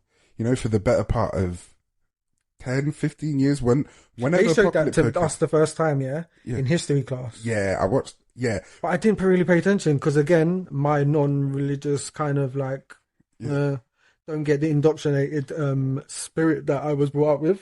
Mm-hmm. Avoid all indoctrination at all costs. So I honestly glazed it. See, I watched it for the first time 2 years ago, probably. I left that first viewing with a true sense of, okay, reflect, and have. What did you know? Like prior, did you know? Obviously, your family. Mama Dearest is. Oh yeah, okay. So you did know the story. I knew something. You remember because I was. Because if you think someone watched The Passion of the Christ and did not know anything about it, because it starts in the Garden of Gethsemane, it's like, how would you know? You'd just be watching an epic. Yeah. But to know that's Jesus, Son of God, why he's doing then it puts it into a whole different thing. So did you have that? Yeah. Oh, okay. I knew that. During that phase of life, that was the point where my mum was no longer. Actually, I can't put that kind of business on there, can I? I mean, they're alive. Okay, fine. Nobody go and trouble my people. No. Otherwise, it's multiple life sentences. Right. Trust and believe. So, my family are Muslims. Yes, yeah. My mother gravitated towards Christianity when, we came to the UK. Right. My father remained Muslim. Okay. Now, when I was misbehaving in school, there was a period of time where the pastor would come and do home visits, and I'd have to sit and read the Bible with him. Oh, nice. So, I've basically got influences from practicing Islam whilst also having Christianity practiced almost simultaneously. There are a lot of similarities. It caused such a conflict within myself. Yeah, but again, grand differences. The differences, so how I view it... Christianity is just all about Jesus. It's about Jesus. Yeah. Because the whole, the thought, or again, belief is the world was created for Jesus. The universe was created for him. God created it for someone else in mind, for his son. Where in Islam, again, correct me if I'm wrong, Jesus is regarded as a prophet. That's right. So it's there's just, See, yeah, it's a debate that over the years I've learnt to just... And again, considered, at least when I was growing up, obviously I know now, per my personal observation, is that it's not the same deity, but in claim, it is. So again, when they say Abrahamic religions, we get the Jew and the Christian thing. But with Islam and Christianity, or like Judaism, they call them the Abrahamic religions because of Abraham. Yeah. So again, it's all part of the same Marvel universe. Literally, it's all part of the same Marvel universe. But again, the grand difference is just completely different, man. Even again, the thing we said prior, other episode, the forgiveness aspect as well. That's true. Isn't Islam eye for an eye? It's there, yeah. Yeah. It's there. But again, let's not forget and remember that, And gender roles, but Islam has a lot of context in gender roles. Yeah. Do you know what I mean? As far as stoning, as far as respect situation. Stoning, not covering up and stoning is cultural. Stoning is a cultural thing. Right. Covering up, again, it's interpretation. It's interpretation. When someone added the Talmud onto the Torah, and it's like, the Talmud ain't God's inspired word. What you did? And some Jews have only read the Talmud. It's like, what? Yeah, that is it. Or Christians who's just read the New Testament and not the Old Testament. Yeah, because they're like, I don't want to read the Old Testament. It's too brutal. Yeah, but that's literally it. It's DLCs. It's DLCs. Yeah, along the way, it's DLCs. And Kabbalah and Judaism, mysticism. Yeah, which is I just don't know how. No, I do. Come on. Even the Bible just talks about, obviously, they were worshipping idols and doing witchcraft and all that in the Bible. So that's why God, wash them away. Like a parent would with his children. Wash them away. Gave them some discipline. Yeah. To Babylon. But as we are down to Sheol. Down to Sheol, we are going to move on. Oh, no. Oh, talking about Jerusalem. Talking about Bethlehem. Palestine is popping off over there. Like, basically, yeah. Because... now it's time to get, because of rushed, and... It's not even rushed. Whenever an injustice occurs, unfortunately, sometimes the victors overcompensate. Yeah. And when they overcompensate, they do things like annex a nation to allow another nation to grow in there. And here we are 80 to 90 years, no, to about 90 to 100 years later, and the shenanigans happening in Palestine is happening because of decisions made way back in 1957. Exactly. And it's atrocities. Across the board, atrocities are occurring. And yeah, let's just put filters on our pictures. Because I mean, again, I'm going to say, obviously, you can skip forward, but at the same time, we're all living at the time in which this is occurring. Just at other times, the world had to bear the weight of big old, skirmishes on the earth. But when it comes to, Palestine, because again, everyone keeps saying Israel, Palestine, obviously, who have been occupied for 53 years, military occupation. Yes. So let's just be real, they're genociding the Palestinians, they're wiping them off the planet, they've said it openly, I've heard on my own ears now, on news things, they're saying they're animals, human animals.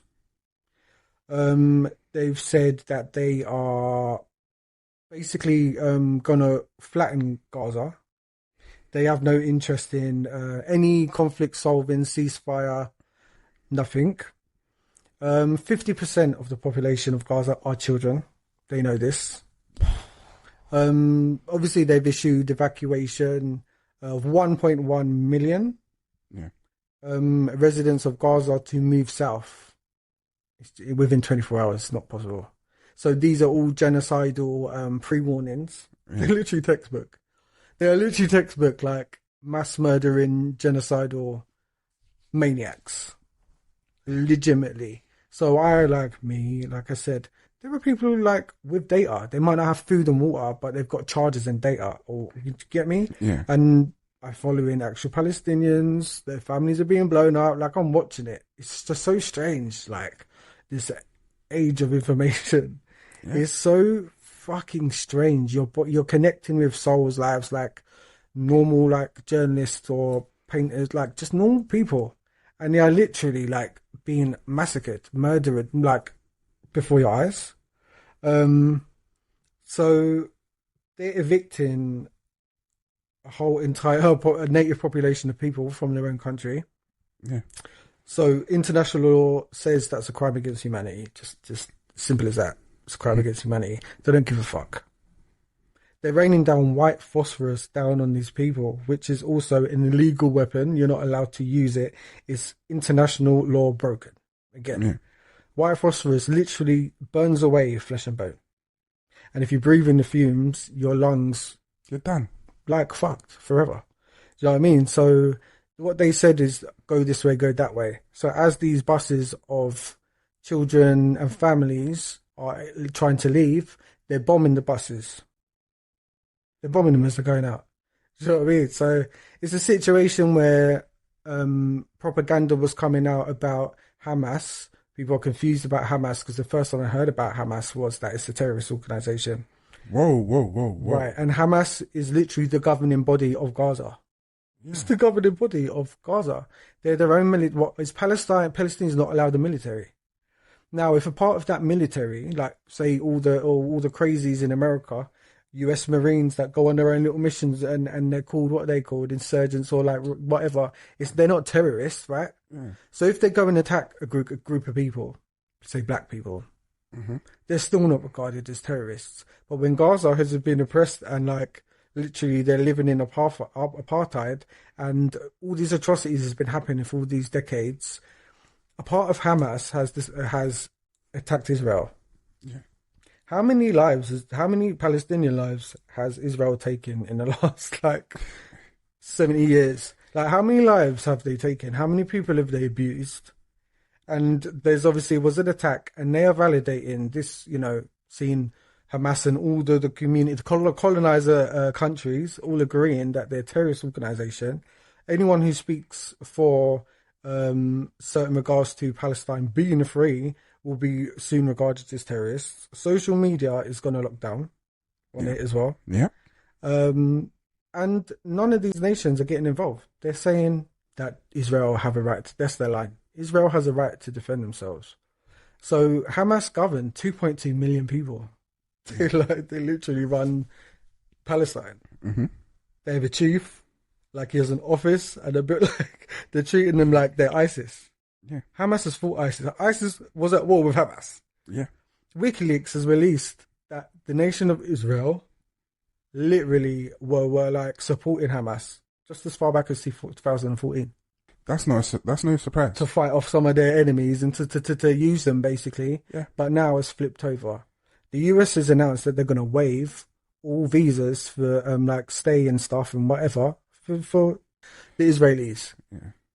But for yet Israeli citizens. Yeah, and yet Mexicans can't even. Yeah, can't cross that border. They're aliens. But not even that. To do that, for the president to do that, he has to constitute that nation he's granting that to does not oppress or discriminate against any part of their nation. Mm-hmm. Well, there are Palestinian Americans. So you can't do that. That's also breaking the law. Yeah. Like I can't even believe it. And it's, again, this Nazi calling the Palestinians Nazis. Like, Nazis are Nazis. They're a singular organization and they're Nazis because of Hitler. You can't just brand people as Nazis unless they support Hitler. Like, and let's remember that Nazis, the term Nazi, was similar to calling someone a roundhead. Like, during the English Civil War. Oh, skinhead? Yeah. No, not skinhead. Oh. Like, the war Oliver Cromwell and Richard, God, yeah. they had the roundheads. Yeah. No, that's Battle of Hastings. That's William the Conqueror. The English shit was right over my head. So it's like saying the Union troops and the Confederacy. Mm. Let's say the slang term for the Confederacy was the Feds, and the Unions was the Unis. Right. So the term Nazi was not what National Socialist Party members called themselves. No. They were the NSDAP, something like that. Yeah. National Socialist Party of Deutschland. Yeah. So Nazi again. Hitler has to be at the top. It has to lead to Hitler. Yeah, to be a Nazi. So again, it's like calling Christians Buddhist. It makes no sense. So the fact that they keep saying like, "Oh, the Palestinians are Nazis" and all this shit, like, what are you talking about? Like, you're not even trying to deny it, right? Like, say they're massacring them and they're telling everyone, "No, we're doing this and we're doing." No, they're saying, "Yes, we're gonna massacre them if they don't all do what the fuck we say." Period. We're getting rid of them. Here's what scared me the most. Not scared me, but like sent a wave of craziness through me. Was Netanyahu. Yeah. How comes he's still Prime Minister? I saw he's been Prime Minister for 15, 20 years. This is the Zionist thing. And then, sorry, Nosferatu. Because that motherfucker looks like Nosferatu. He's got the big, long vampire ears. He looks like Nosferatu. It is not coincidence. Held up a map in the UN, not like a few months ago, talking about how they've made new relations with Saudi Arabia and he's going to build the freeway from Israel all the way through. And on that map, he's drawing through this area, not acknowledging one human life in this situation. What? This is a country, like, this is millions of people, like that, like, yes, this is what we're doing. And everyone's like, yeah, yes. Middle East. Listen, this is not an accident. It's about money. It's about all the investment and what's going on over there with that oil money in Saudi. It's incentive. Oh, wow. Do you know what I mean? And they're giving Israel is giving like settlers. So when they're saying settlers, they're talking about all the people who have Jewish heritage to be given free. You know, go back to Israel. You're a citizen. So from all around the world, they're not Israelis. They weren't born there. They're giving these people machine guns. Oh yeah, I've seen videos of them all kill every single Palestinian in the streets. Like I'm sitting here like, what the actual fuck? Like, this is what I'm saying. You can sit here and be like, how is this actually happening, right? Mm-hmm. Well, this is a slight glimpse of the system we actually live in. Like, this is a slight glimpse of this with no mask. Like, this is it. Australia, the UK, France, like Canada, like everyone, every major company, every major record label, everyone, every major celebrity, but few saying, you know, Israel, we're praying for you, Israel. Let me see Israel right now. Where's like everything? Palestine has been blown up. There's nothing left. Let me see Israel. They're walking down the street still shopping at Hermes. What are we talking about here? For all we know, did Hamas do these attacks? I'm not going to be a denier or anything. I'm just saying, even Bin Laden put out a mixtape to say, I attacked this and that and that and this, and it turns out he didn't even do it. Listen, what is Israel known for? Their intelligence. The best intelligence organizations and systems and structures, relationships in the world, Mossad, and all the other sets that they haven't run. They know everything. These are their captives. They didn't know that an attack was coming. They just need to like. I'm like every day passes and you're just like, hang on a minute. So nothing. Like no one's doing nothing. No one's helping, and they're not like people who are trying to help. Israel's not letting them in.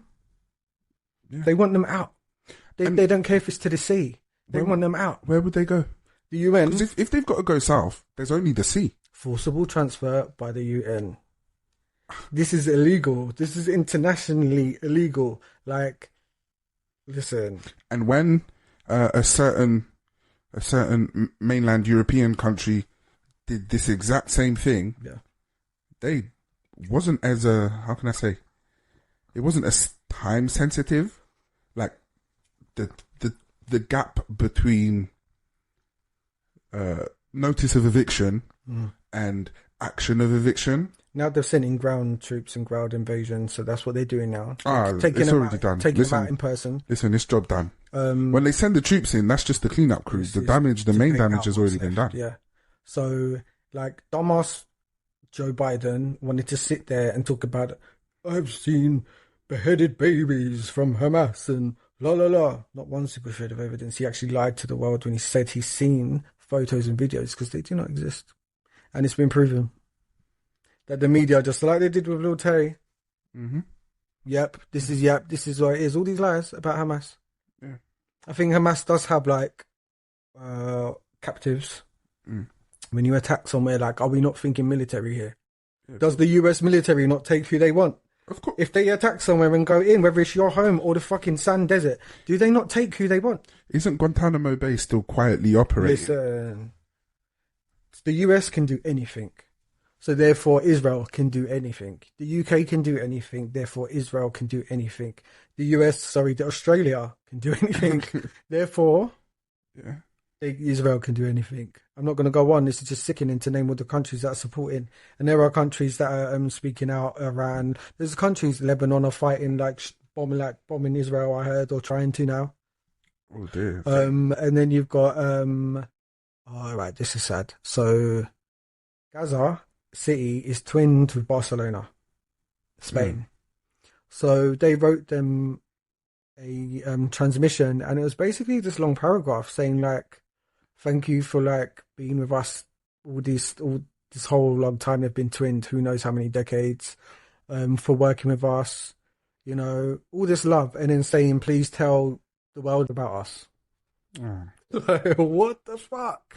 Please tell the world about us, and how, you know, how much we offer to the world. Like, what, a suicide note? Not a suicide note, but like a pre-genocidal message to be like... That's to say, we know what the outcome of this is going to be. Because how can they fight? Like, you know what I mean? Like, and obviously Hamas has told Palestinians, don't leave. Really? Don't leave. You know what I mean? Have the spirit of don't leave. Have the spirit of this is your country. Have the spirit of they don't own us. Have the spirit of we're doing something here. And sometimes that does come at a sacrifice. It does. Like, do you know what I mean? These people are being like just I don't know. I don't know. forcibly evicted from your country. I don't know about that because, like, look at the last forcible eviction that happened I don't mean to bring it back to that. Yeah, it's just difficult to because they're saying like we can't let this like they're the only ones standing up for it. They're the only fucking ones. Well, they're next to get invaded. And it's like, yeah, so basically Israel just keeps counting. Hamas just need to. They keep saying get rid of Hamas. Hamas needs to leave, but they're not coming after Hamas. They're bombing children, civilians, hospitals, because it's safer.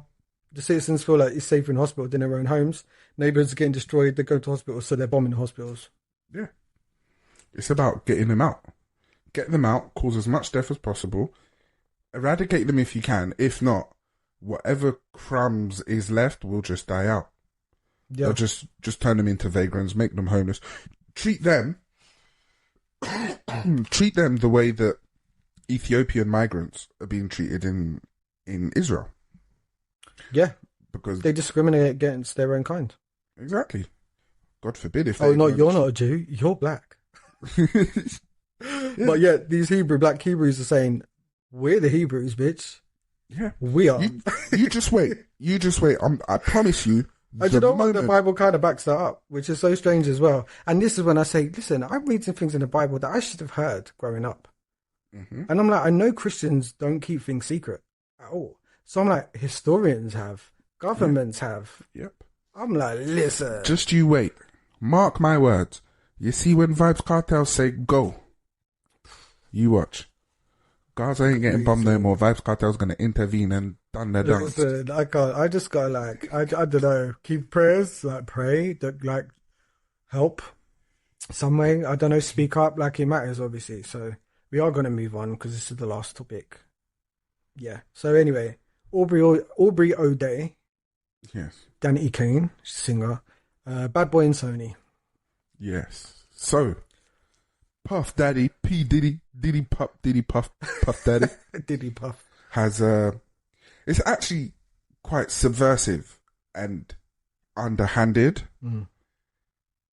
P. Diddy was out there on social media and everything saying all the bad things that his artists have come out and said about royalties and about their production rights. Yeah. He's put it out there that he's giving back their rights. He's giving it back to them. Wow. Out of the goodness of his heart. Oh, wow. With no strings attached. Ooh. And the lies fizzle out into he sold their publishing to Sony. Mm. Sony will give them the opportunity to have them back. Right, if you can call it that. But the conditions are quite unscrupulous. Yeah. The conditions are that they can't criticize Sony or any of Sony's branches of business or operations. Yeah, gag order. NDCs, isn't it?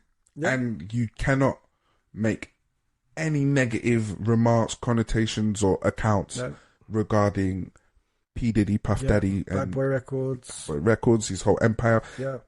Now, one of the alarm bells that rings in my head is how long ago did Puff Daddy know that he was going to be implicated in Tupac's murder, and that Keefy D was eventually going to out him by shooting off his mouth? Because everyone's asking, obviously, Diddy has been named whenever anyone else has been named where these charges or whatever's been acknowledged, so has Diddy.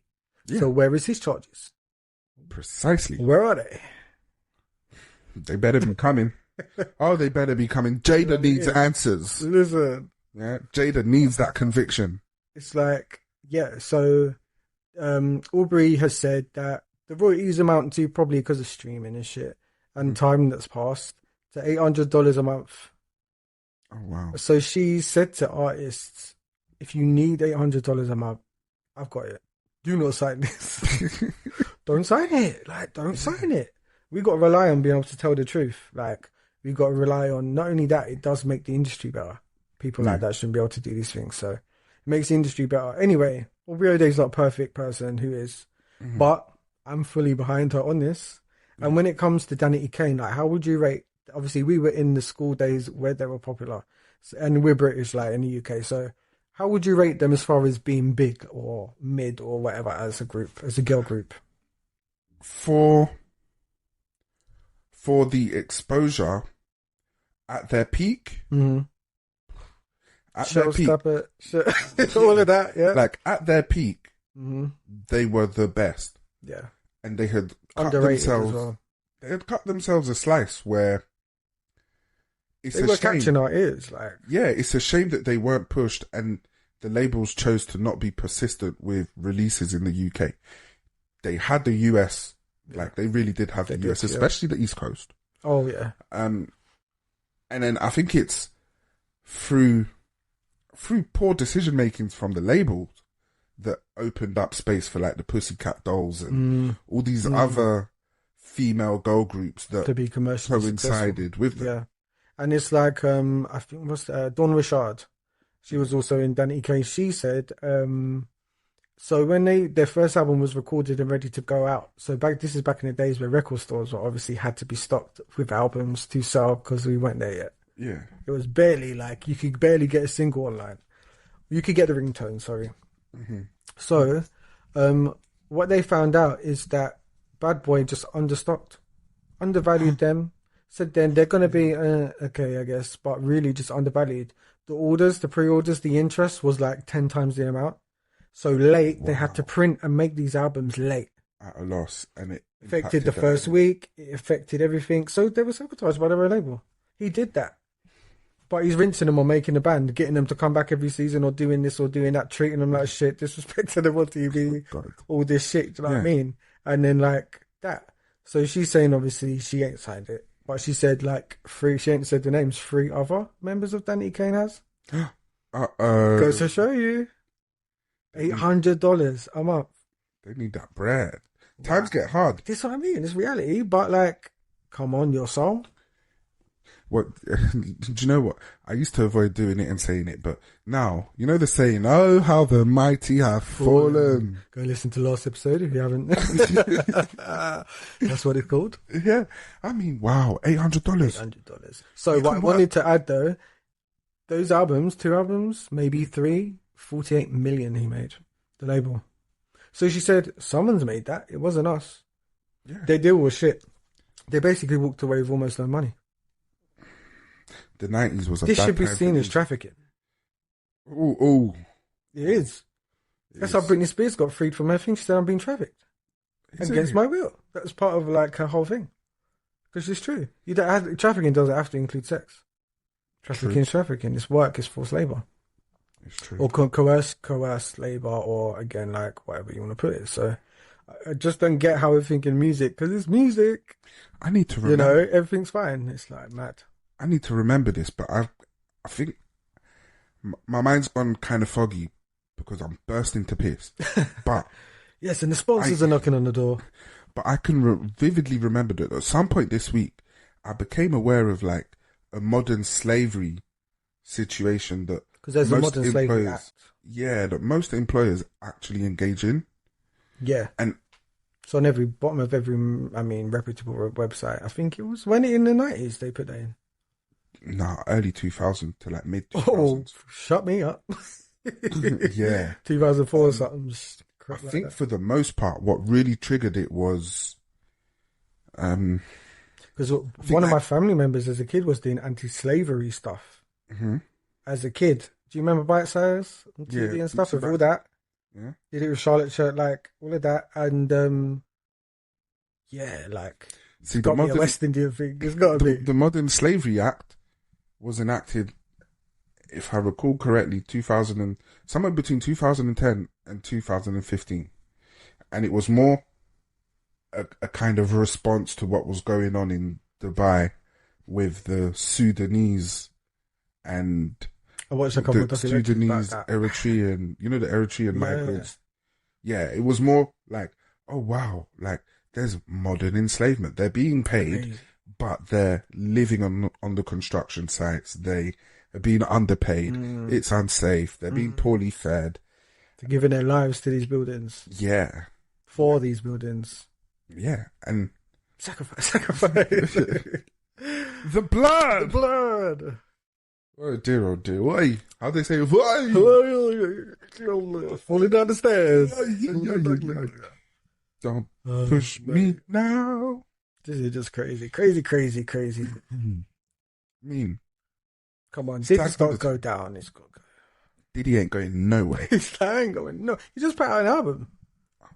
Love. That motherfucker's a cheeky son of a bitch. You remember that video that you spoke of about Justin Bieber? No, I didn't actually speak about that.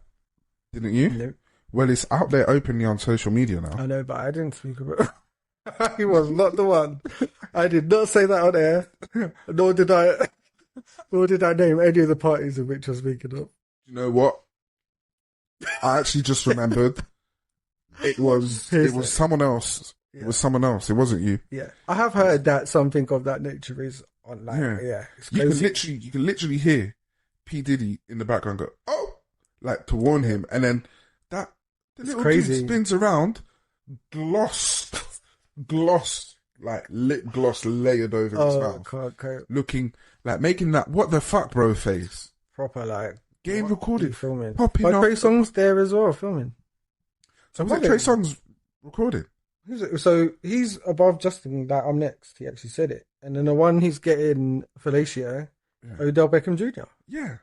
And then you got whoever's filming Diddy. Diddy's filming. So why did he say "oh"? Like, because that's him. It sounded like he was saying "oh" to warn them.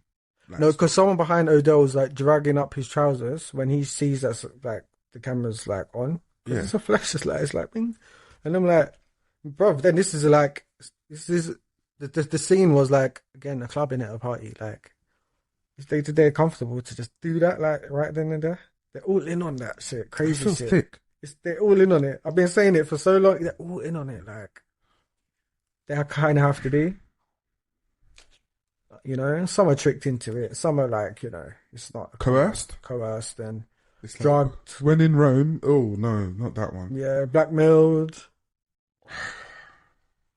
All that shit. This is it's just got to be exposed. There's no way that I was going to continue fucking like trying to achieve or barter or work myself thin for none of that. Thank you very much.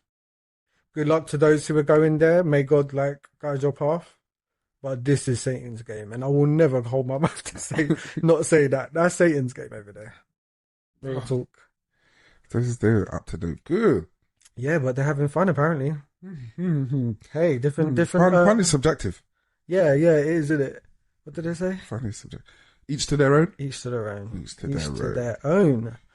But yes, we're gonna actually go to the break. I believe it's herbal refreshments and some urine, exertion. Yes, you're getting fancy this episode. Yes, we'll be back. We'll be back.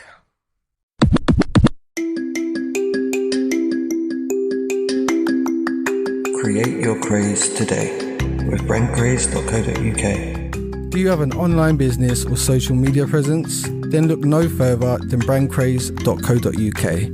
They specialise in web design, logo making, everything you can think of, social media. Then look no further than brandcraze.co.uk. Streaming now, the new audio drama and upcoming book series, Starlight. Join Fox and the crew navigate new challenges among the stars, traveling to new worlds and facing the deadly Rephaim. Warping to you twice a month, featuring a range of talented voices and narrated by musician and author of the series, Saint. Listen now on Samsung, Audible, Spotify, and more. See you on board, Starlighters.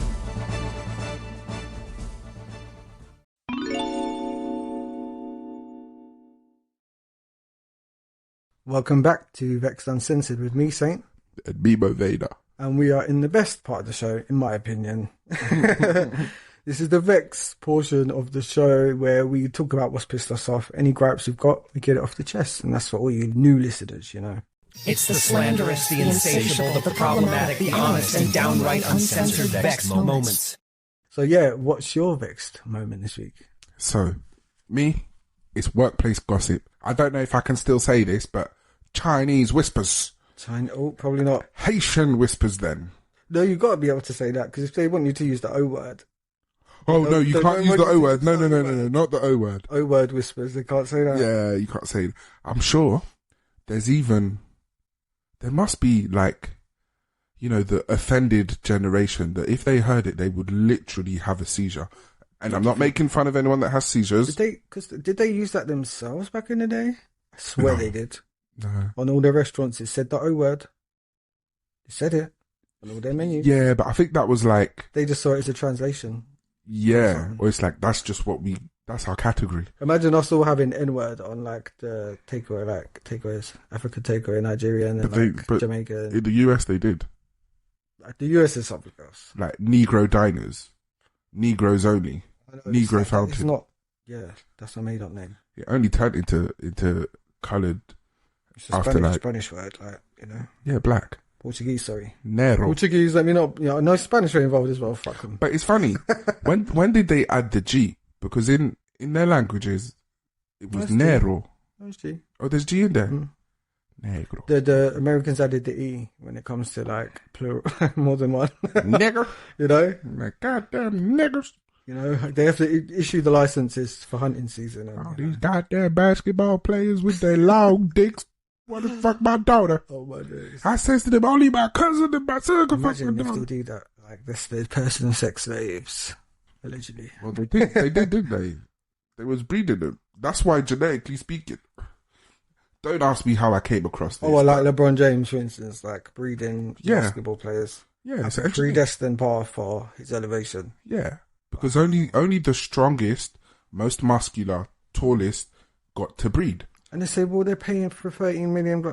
Listen, no amount of money is worth like you being bought or sold. Don't you get that? Like, who don't get that? You get me? Like, technically, ethically, do you know, $1 billion, it's not enough. South Park really highlighted that well with their student athletes episode. Where it's like, oh, so you don't pay your athletes, but you've got to pay the organization that they work for and break them off. Break a pimp. Pimp them, yeah. Pimp. Where managers, music, for instance, they take the whole amount, take a little bit, and then give the rest over. So that's how it's meant to be.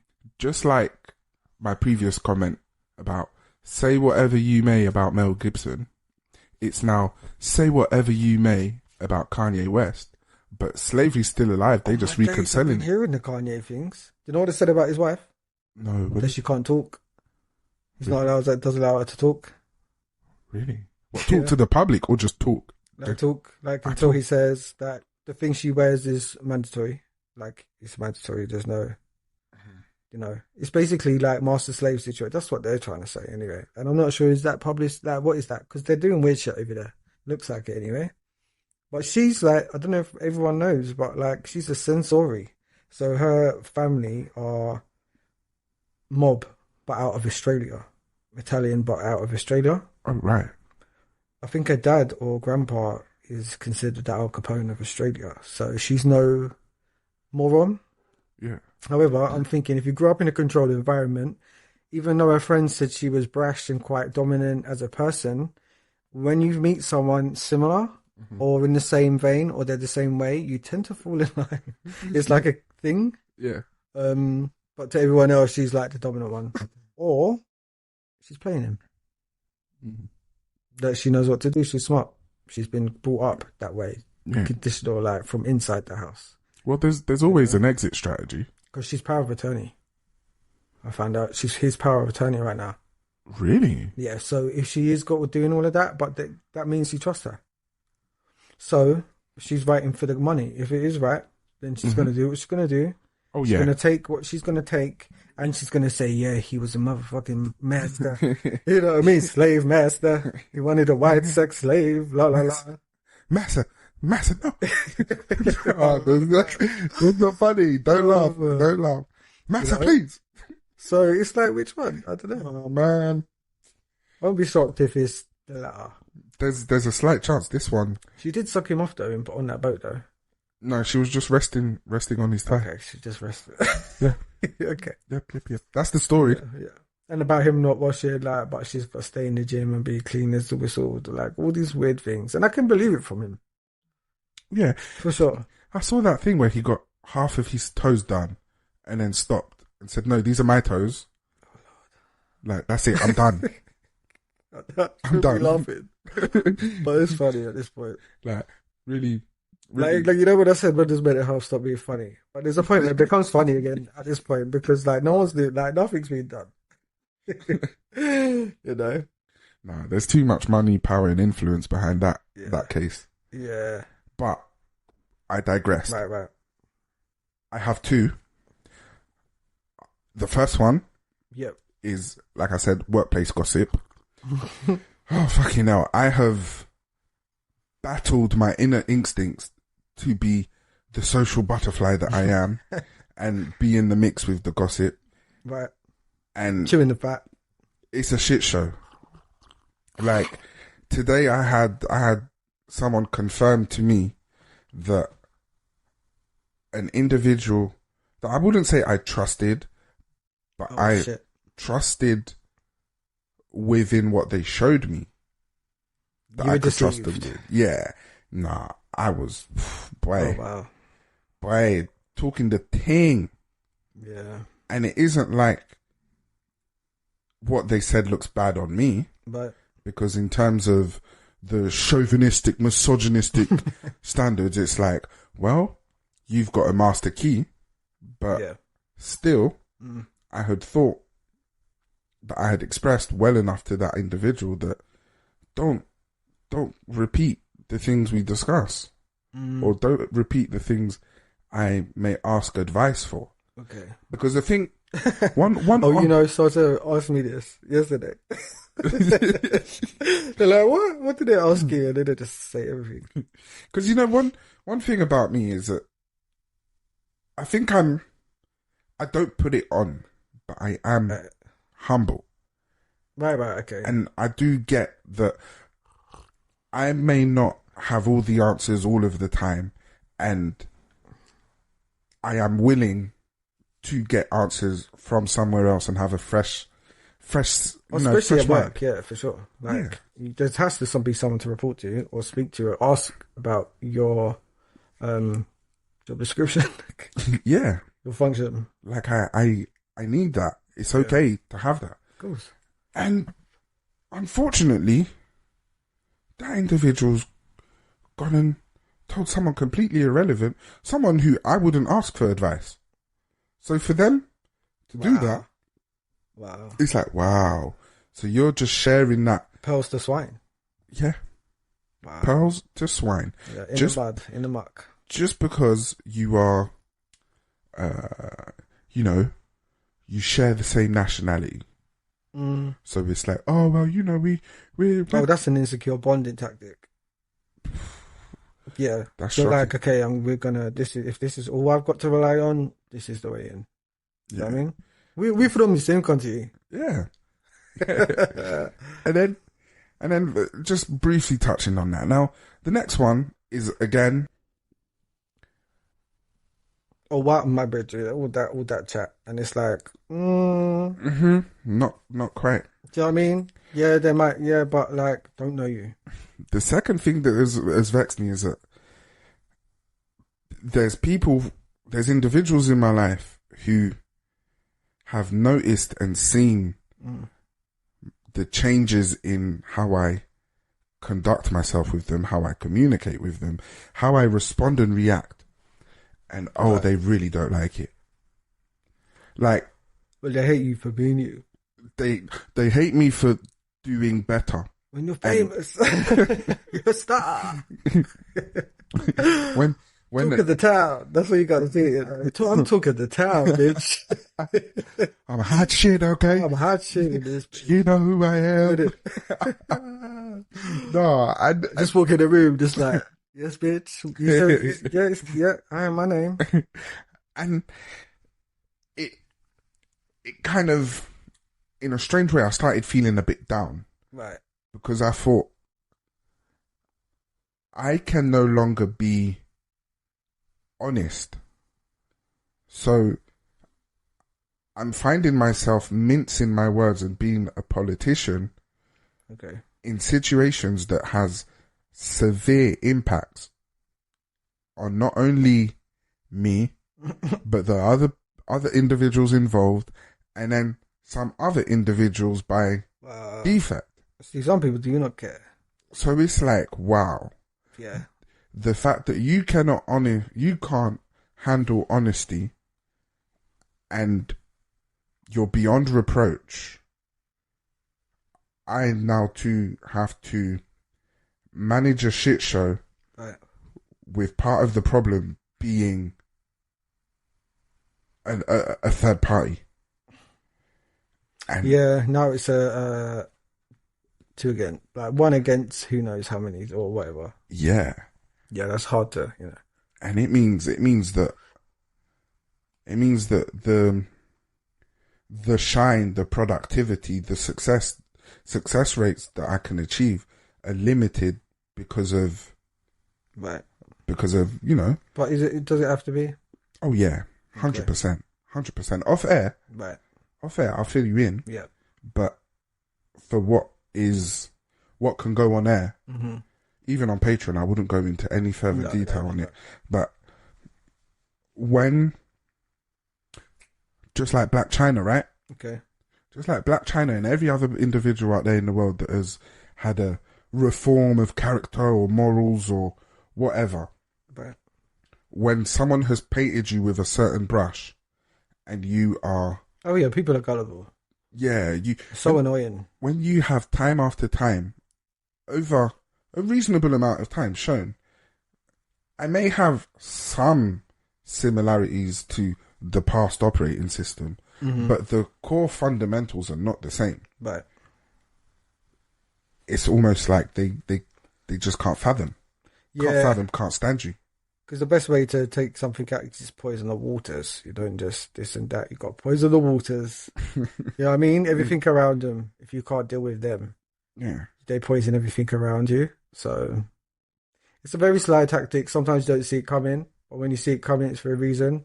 And then how have I personally dealt with it? It'd be like, I don't know. I just sometimes feel a bit empowered in those situations because it feels like when more than one thing is set against you, then that's already what seems like an unfair battle. So there's got to be something to this. Yeah. Maybe this, you know what I mean? Like type thing. And you never know in the end, some things work out badly, but for me, yeah. For me, the collateral damage that comes from if there was no collateral. Right. Yeah, that's the different aspect. Be like, oh, if there's I'll show you pepper. Then I think I'll be ruthless. Oh, me too. Oh boy, you should completely. You should see how I. If you couldn't handle me before, what you gonna do now? Exactly. Because I wouldn't be saying nothing to the point of whatever. At least not in front of superiors, in front on property that belongs to someone else. None of that shit. But enough. I mean, I don't have to cuss to make someone know what I'm saying at all. But yeah, ruthless for sure. Yeah. It's needed. Some people really need it. Like actually delusional. Yeah. In La La Land. Yep. And you got to think that too. They need it. Some people do need it. It's actually a public service. It is.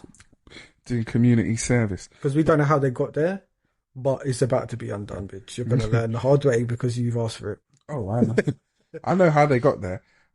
Arrogance, ignorance, and delusion.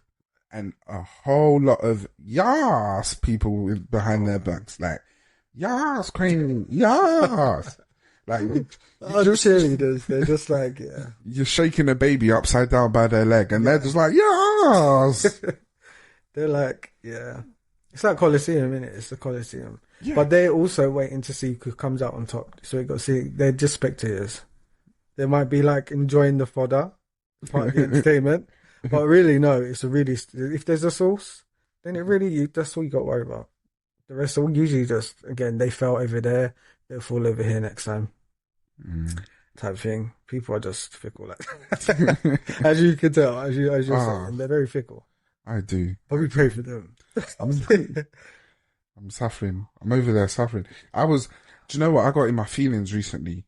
I said, I hate having a bit of smarts. Like, I'm not a genius. I'd rather be naive, man. But it would be nice to be dumb and skipping through life. Like, I no can't threat believe to this no happened. one. Like, no one sees you as a threat. Yeah.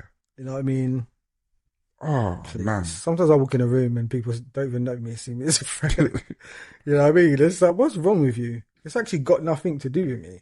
It's actually you think I'm hot shit, not me. You do. So I've been getting ostracized, partly from my own doing, and partly because of abuse of power from a superior. Right. And during the ostracization process, I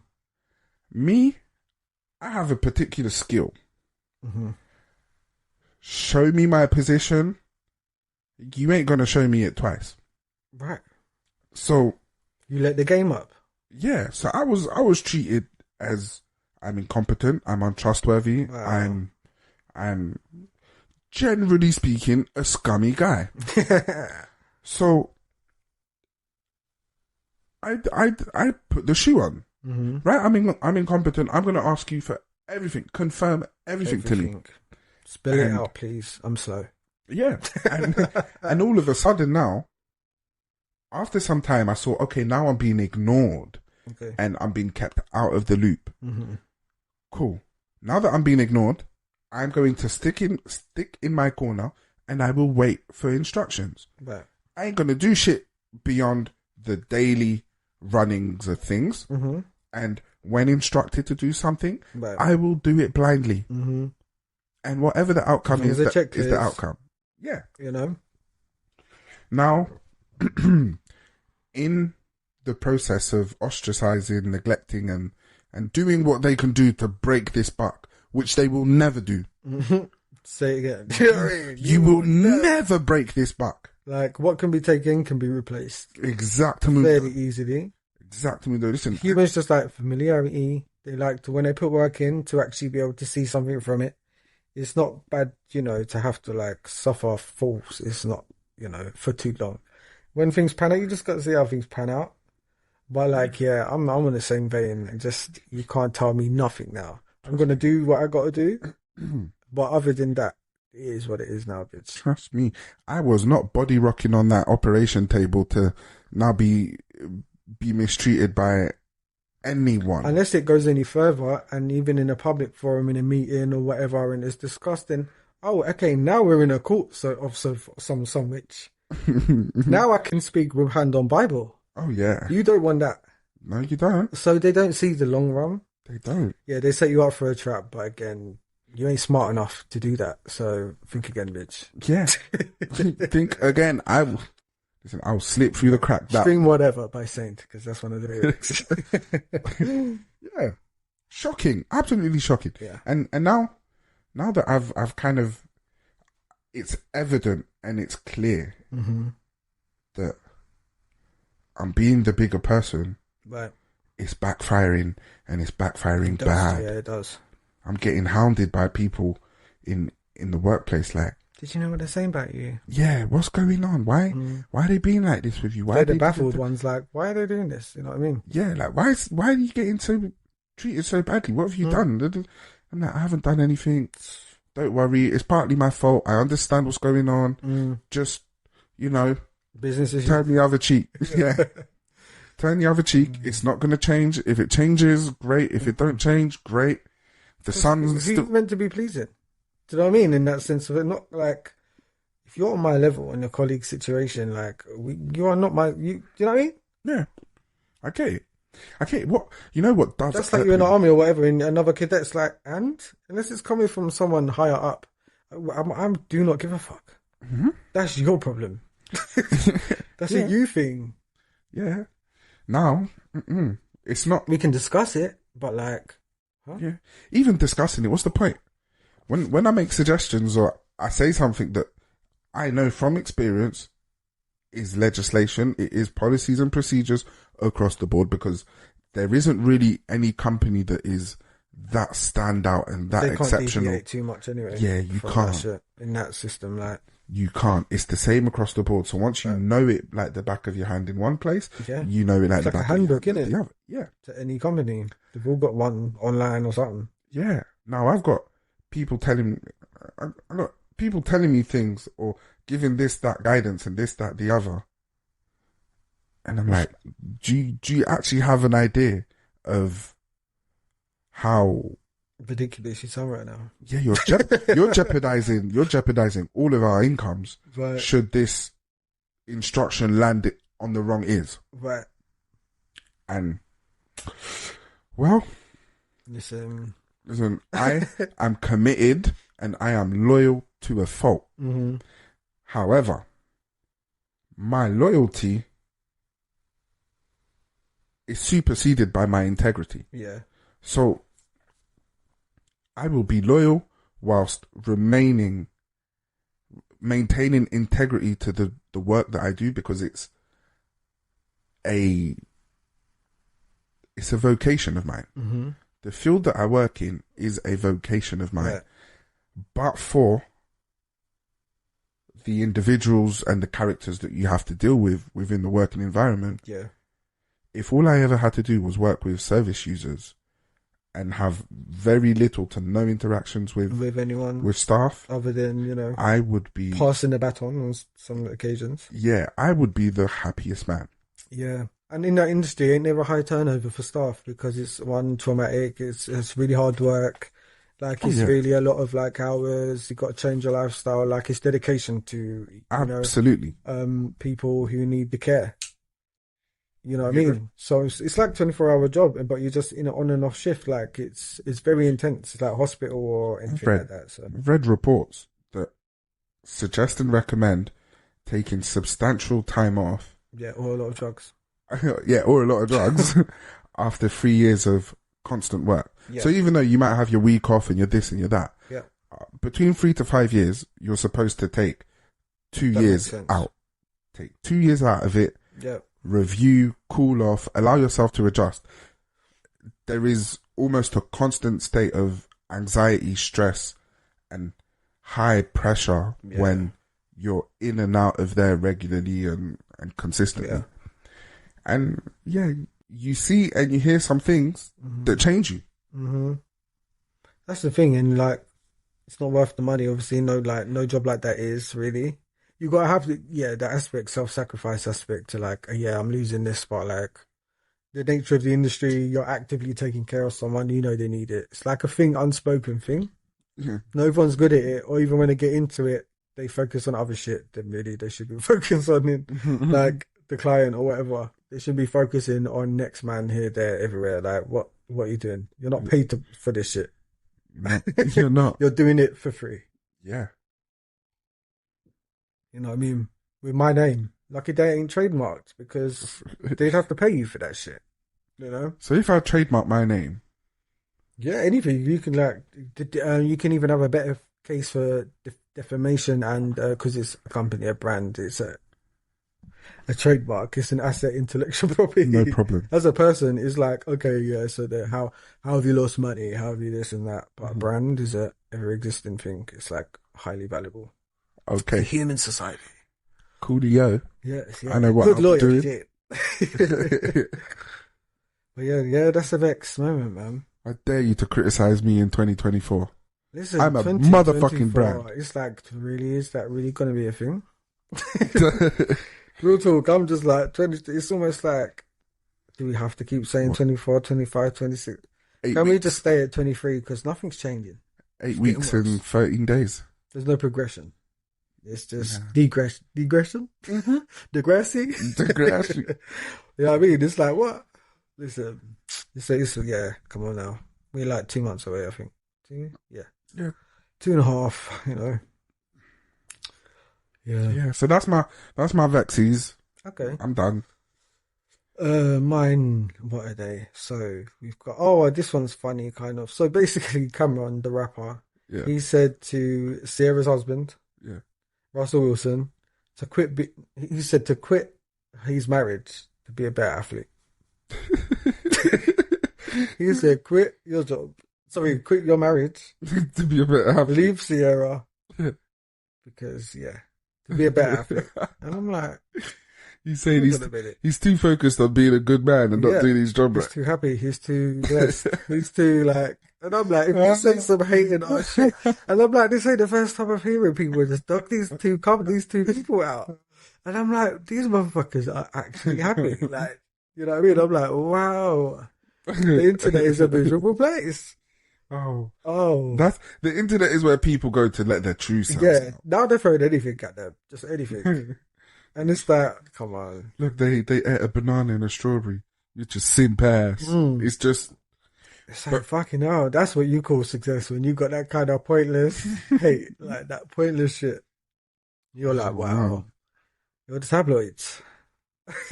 I do have a slight, like, pondering about it. Yeah. So far, in my short time on this planet, yeah, I've identified a pattern where one element of a relationship is happier than the other. Right. Be it because they are a higher transactional gain in the relationship, or simply because they are a happier person within themselves. Yeah. And it's like, well, my happiness is not in the hands of my partner, so I'm happy, but there's the other one that's a bit disgruntled. Yeah. And I'm not saying that it's male or female. I'm not honing in on that at all. Yeah. I'm simply saying I have not met or come across a couple that both seem to have that equal balance of either misery together happily or joy and happiness together happily. Yeah, it is quite rare. Like once you get to know a couple, it'll be like, like everything seems alright, and you're like, yeah, like, oh, that's goals, and it's like, wouldn't it be ironic if, like, further down the line, turns out they're not as happy as they make out. Like, they get on the Pabst white label beers and really go at it, like, from Friday to Monday morning. But it's like, especially if they got kids, a lot of them put it on for the kids. Like, they just pretend, like, literally until the other person's moving out the house. Like, they will pretend to be a couple and happy married. Like, there's some things they can't hide, but it's like, they will pretend. So to the outside world, they're dumb to it. It's like when friends find famous and they're like, oh, in the newspaper, my friend's getting divorced. I saw them yesterday at lunch. It's like, come on, wake up. No one's relationship is perfect. I don't know what's wrong in their relationship. But it don't seem like much, and I think people are allowed that phase. Things could go wrong later. Hold out to hope, guys. Yeah, it's true. Let them have their time. It's their turn. Let them have their turn. Let them have it. So there's that. Okay, Australia can go fuck themselves. Not the people, the government. Yes. And some of the people, because a lot of you voted no for the native people of Australia, the Aboriginal tribes, to be acknowledged in the country's constitution. That recognises their rights, so their existence, and also has, like, obviously a direct pipeline to the governing body to at least cooperate on how their society runs, versus how Australia runs, or, you know, integration to people. Like, well, they want to integrate. A lot of them want to be just normal people, considered normal. They don't want to be considered anything other. So it's like Australia had the chance to say, yeah, okay, but. In 2023, Australia said no. They said no. Nope. Don't want it. What could drive that? It's racism. So I'm like, wow. Because if that happened in the UK, we've got to remember how mixed this country is. Because if that was to happen in the UK, of course it'd pass. But again, the whites are native here, so they've never had to go through that. There's no native Britons trying to fight the Caucasian, hierarchy. That this is theirs. But in other places like Australia, money. No, it was money. They took our jobs. They took our jobs. Don't let them brown monkeys come and take my job. Let's remember, no blacks, no dogs, no Irish. Listen, they'll lose their job to AI, but they won't lose it to an Aborigine. Make that make sense. But it's the same with like fast food chains. They'll rather dump the food than feed the homeless. Like, fuck it, let the homeless die. You're not driving our profitability down. Yeah, God forbid. If we give it free to the homeless, those that have got money would now not be willing to pay for it. Yeah. So they're like, you're getting that? I just paid a tenner for it. Yeah. People don't think, oh yeah, you're poor. A lot of people think, what? Excuse me? They hear free and they're like, nah, free for all. Imagine you walk past a homeless person, posh woman walk past a homeless person in the street and sees them like with a Gucci scarf that they found somewhere. How did you get this? Snatch it. What is this? How did you get this? Oh my God. This should be on your filthy rags. You know what I mean? It's like, who asked you, motherfuckers? That's a 2017 Coco Chanel collection. Yeah, like, bitch. Snatch it off them. Taking it off them to go and restore it and, you know, bring it back to life. And that homeless person's on the street just like, bitch, get off my scarf. Fuck that. My father just not, hey. They'll snatch it to bin it. That's not for you. It's not for you. Yeah, humanity's a pretty shit place, honestly. It really is. Like, and it's just, oh wow. There's so many nice snapshots of humanity. There's so many, like, quite, you know, humorous and whatever. Like, if you think of it, watching humans from above, we do look all silly. Even bombing each other. We look like little ants, like, it looks silly to God. Silly. You know what I mean? Like, and it's like, but down here it's rough. So it's about perspective and all of that shit. But I try and see things as a whole to avoid that kind of thing. But yes, it's not a perfect art. But Australia, wow. Like, wow. Yeah. That's just sickening. Yeah. You should be ashamed of yourselves. See, you know what I mean? Ashamed. Luckily for me, Australia had been in a pretty shit part of my brain from maybe all the way back in 2006. Mm-hmm. And for me, what put me off of Australia quite early on is all of those border control TV shows. Yeah, they're very mean. Yeah, and it's like wow. And authoritative, like... oh, you can't bring these tomatoes in, they'll damage our environment. Fuck your environment. You know? Like, there's a lot of countries that are protected, so they're very particular, but not as bad as Australia. They will take a seed and go, what the fuck is this? And you're like, oh, it's a seed from, like, a plant. What the fuck is this? You didn't declare this. Oh, that's it. You didn't declare this. You're pinned on the floor. They've got a dog. Put half of his nose up your ass looking for... Yep. Strip search. You've been held for 2 days. You're being deported and you're being fined and possibly prosecuted. Yeah. Where places like West Indian countries are doing it now. Like, if you want to immigrate, they'll do a HIV test on you. Straight up. Wow. Straight up. You want a permanent visa? Yeah. Get in that clinic. You know what I mean? Adhere to our rules. La la la. This and that. Like protected rainforests. Like stuff like this. Is things and like you can't think you can do. Like, and you move to America, go in the forest, start chopping down some trees. No one's really gonna fucking care. Most of them. Where in like St. Lucia, Jamaica, whatever, you're going in the rainforest, chopping down bamboo, you go to prison. Really? Yeah, they're protected by like UNESCO and like a world global site. You can't be touching that shit. You know what I mean? So if you're a native there, yeah, you haven't emigrated or anything, you're a native there. Even like the hot springs, St. Lucia, yeah, is one of the only, I think it might be the only with actual natural hot springs like in Japan. Oh, right. Do you know what I mean? So like even stuff like that, you can't be doing no reckless, like, but it's not like, oh, policy, you know, they take it. It's like, this is like, you're here and you've done this, that, yeah, law. You can't be fucking around like that. So, and I get that. But Australia's so big, it's basically, I don't know how they get away with it, to be honest. But it's almost like they police the Polynesian and the ethnic, you know, Asian populations and islands around them. I feel like them doing that is a way to do that. Yeah.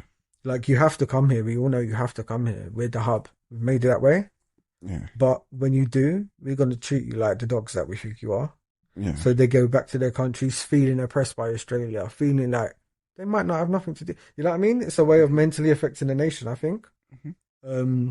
It's the colonizers' playbook being reenacted. You know, we can't forget. So there's, what was I? I'm trying to think of this. No, that's it. So they said that white Australians have been there, or British descendants have been there since before like 200 odd years. Yeah. Versus the Aboriginal tribes have been there natively for 60,000.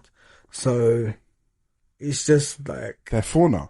They're basically saying, yeah, you can talk. Basically fauna. We taught you everything that, like, your adherence and ability to communicate with us is based on us coming here and civilizing this land. Right. Without us civilizing this land and being here, you would still be in huts. You would still be living, like, you would be living how you've lived up until the point we came. Shower? Do you know shower? Oh my God. He's like, what are you talking about, mate? Bread. Bread. This should be a South Park episode. Bread. Mike, what do you want about? You know what I mean? It's like, he's just a modern man. He just happens to be Aborigine. And he's like, hot fire? He's like, oh my word. Rescue? Electricity. I can't cope. Yeah, putting humour to such sad and dark times is actually disgusting, and we're deplorable. Yeah, it's the only way to survive, I'm afraid. If you don't laugh, the only way to survive. yeah, if you don't laugh, Man. you're gonna cry. Yeah. And Thank God for humour. I don't cry. Yeah. Usually if I see savage, like, it's hard to not have like human emotions, but yeah, rarely like am I moved these days. But my last one is really small. Is McDonald's, like, thinking they could pride themselves off as like this legacy family friendly owned, brand that's just made it to the stars, and they're like, wow, look at us rags to riches by showing like this advert, and it's all like this and that nostalgic, and then they're like showing all the films up until now, going back to like fucking who knows when, and TV shows, and even McDowell's from Coming to America. Oh, really? I'm like, what? And obviously on the small print on the bottom it shows all the studios that are involved and all the things that are involved, and I'm like, because you paid for it, like your PR department got, like, it's not an accident. People think a corporation accidentally, like, we can take artistically, like, if McDonald's is a part of society, they might want to depict that, but like, they get involved. Yeah, it's product placement. It's courtesy. They're like, oh yeah, for sure. For sure. You know? Come on They in. down. So it's like, who the fuck do you think is still fooling? You're pushing we know it's poison. We'd eat it anyway. Like I said, bring in the robots. Like, just treat it like what it is at this point. Stop trying to Jedi mind trick me. Like, stop trying to remake your brand in 2023. You're despicable, and we know it. Yeah. You got 10-year-olds serving chicken nuggets. You know what I mean? With McDonald's hats on, and people looking through the drive-thru like, hold on a minute. Oh my God. Is this bitch frying nuggets? Like, she should be doing the homework. Do you know what I mean? Yeah. Parent? Lost? Vertical. Now you vertical. Now you feel vertical. Yeah, it's just like, fuck off. You know what they did, right? Go on. They opened up their telescopes. Okay. And had a look into the ethnic households. And they saw that within the ethnic minorities, children are doing unpaid work way earlier than manual labour. Yeah, they are. Yeah, hard workers. They are. And they're made to be. They're rarely paid. There's some kids out there that are parents. Pocket money and stuff. Yeah, they're parents. Like, they're literally parenting their siblings whilst their parent is out at work. Totally. Or even not. Yeah. This is your ward until you get the fuck out of it. I mean, yeah. And it's always a major shock when there's parental intervention when there has not been for X amount of time. Yeah. The child's been left to their devices, and they have their own diet that they've chosen. And then of course you end up having these late teens to young adults that they only eat things that are white, yellow, and they've got no structure. Yeah. Some people don't know how to cook an egg. It shocks me how many adults don't know how to cook an egg. So that if that's intermediate, they don't even know how to do like that. They burn water. They burn it. They leave it on till it's scorching. The pot is hot and blackened. They burn water. Burn pasta. Listen. It's like, is this witchcraft? How did you do that? How to do it again? Like, show me at this point, because it's shocking. I've met a few people that said, I don't even know how to like cook an egg sandwich. You know what I mean? Do you know what? It's sad. It's really sad. Domestic abuse is not the answer. Imagine that. Wow. You burnt egg. But you know what? A lot of people don't teach their like sons how to cook. Sometimes they learn later, but sometimes they never learn. Where women are always inundated to cook and stuff. But it's funny enough, all the best chefs in the world are men. I wonder why. All the highest paid, all the whatever, like, they're men. Do you know what I mean? Yeah. I was taught, like, to be a man, you had to know how to cook, and you had to know how to, like, stitch your clothes back together. You had to know these things. Yeah. Very simple. Like, they show you how to do it, should get shown how to do it. It sticks with you, and you're like, okay, I can actually, like, technically look after myself. Mm-hmm. That's what it takes. That's what I was taught anyway. You know, yeah, this is going to go into a real odd personal place, but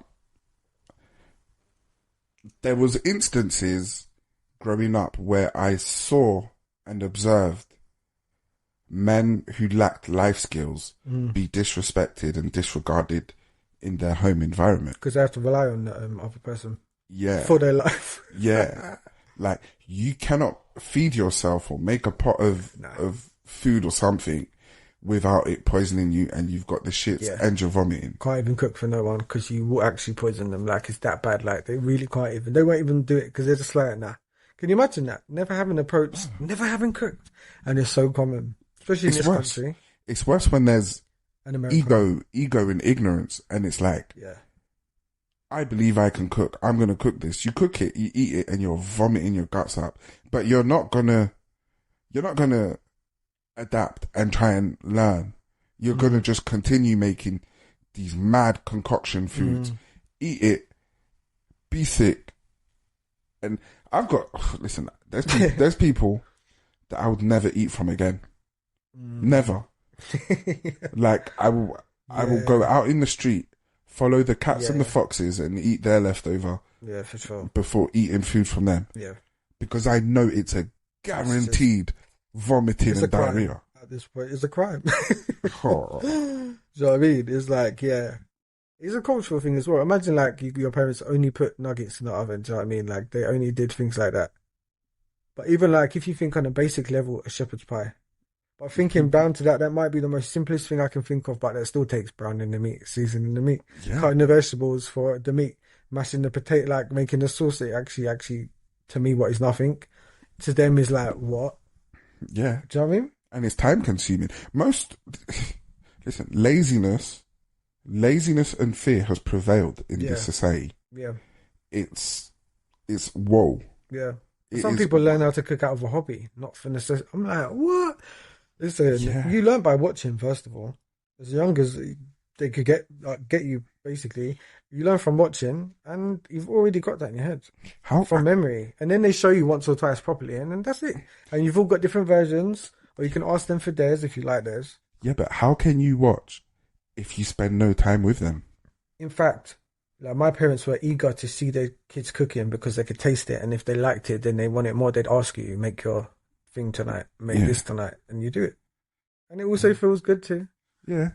You know what I mean? Like, they're like, my shit is therapeutic to me anyway. I would just put on the music. I would have liked that, you know. That's how I do. I really would have liked that. I never got that. Like, my mum's approach was, I'm the cook. If you want to spend time with me and chat whilst I'm cooking and you watch how I'm cooking, fine. Ask your questions, get your tutorials, this and that. But in this house, this is my kitchen. If you want to cook for yourself, fine. If your siblings want to eat from what you've cooked, fine, I won't stop them. Yeah. I might taste a bit, but you're not cooking the family meal. I cook the family meal. That's me. That's my thing. Because there's even stuff like my mother, my whole life was cooking like in my granddad's Dutch pot. My dad's Dutch pot from St. Lucia. So it's even stuff like that. Do you know what I mean? Tourists, they're like weird. Yeah, it's cultural. It must be cultural. Yeah, because then it's not the same. Oh my God. I've just remembered one of, no, I'll have to tell you off air. I'll have to tell you off air. Yeah. So there's two things I've got to tell you off air. But like, all the recipes and like variations and like I can pick so many things and things people have never eaten before, never tried. Yeah. Like there's a fried tuna fish, but like shredded, fried, like treat like saltfish, but also like chicken prepared in a way. But it's like, like flakes. Lots of onions, all like, you know, fried up vegetables on like rice or pasta, and you can do both. It's transferable. Yeah. And it's done a certain way, and it's cost nothing, and it's so quick to do. And it's cheap as fuck, because it's like a pauper's meal. But it's invented, and it's a family thing, and it's like, people love it. Yeah. He made it in, I don't know, a long time, but like, it's a favourite thing to eat. That the people need to learn to cook, people, because that is nice to like eat your own food and like it. It is good. See, that's reminded me of a dish. Tuna, like fillets. Okay. So it's a whole chunk of tuna, Yeah. filleted, and you either barbecue it or you roast it in the oven. Yes, with cassava, well, achique, like, you know, it's like cassava ground into a grain. Mm-hmm.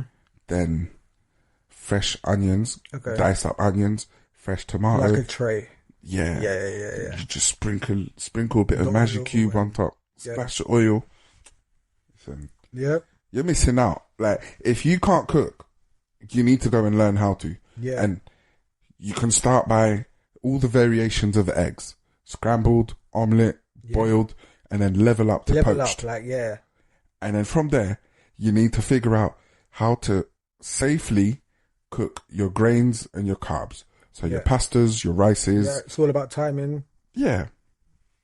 And then step up to your meats. Now, meats is the fun part, because you get to customize your flavor. Like, come on now. Yeah.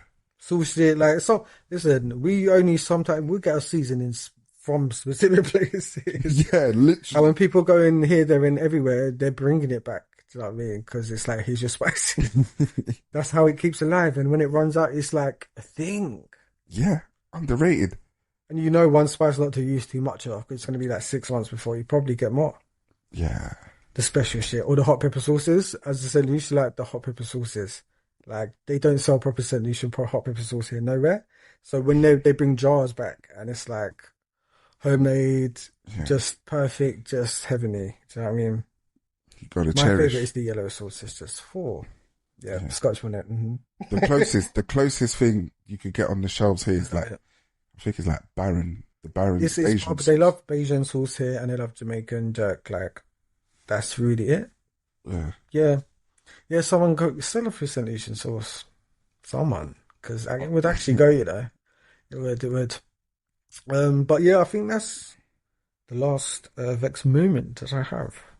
Okay. Pretty much. So yes, a flashback episode's just come out, and it's brown paper bag. So go listen to that, guys. The brown paper bag. Yeah, listen to Starlight. What else? Oh yeah, Black History Month again. Just contact us. Yes, please make sure. We've got like 2 more weeks, so hey, use it while you can. And yeah. That's all I got. And for anyone that I contacted directly for your business information or anyone you want to shout out, if you are listening to the show, this is your last reminder, because if you do not send it in. Yeah. And like we said, our first one was Sharola Ahmad. That's big. So, you know, show off your stuff. Yes. Why not? I think that's all we've got, man, guys. Fuck you. Right, we'll catch you next week.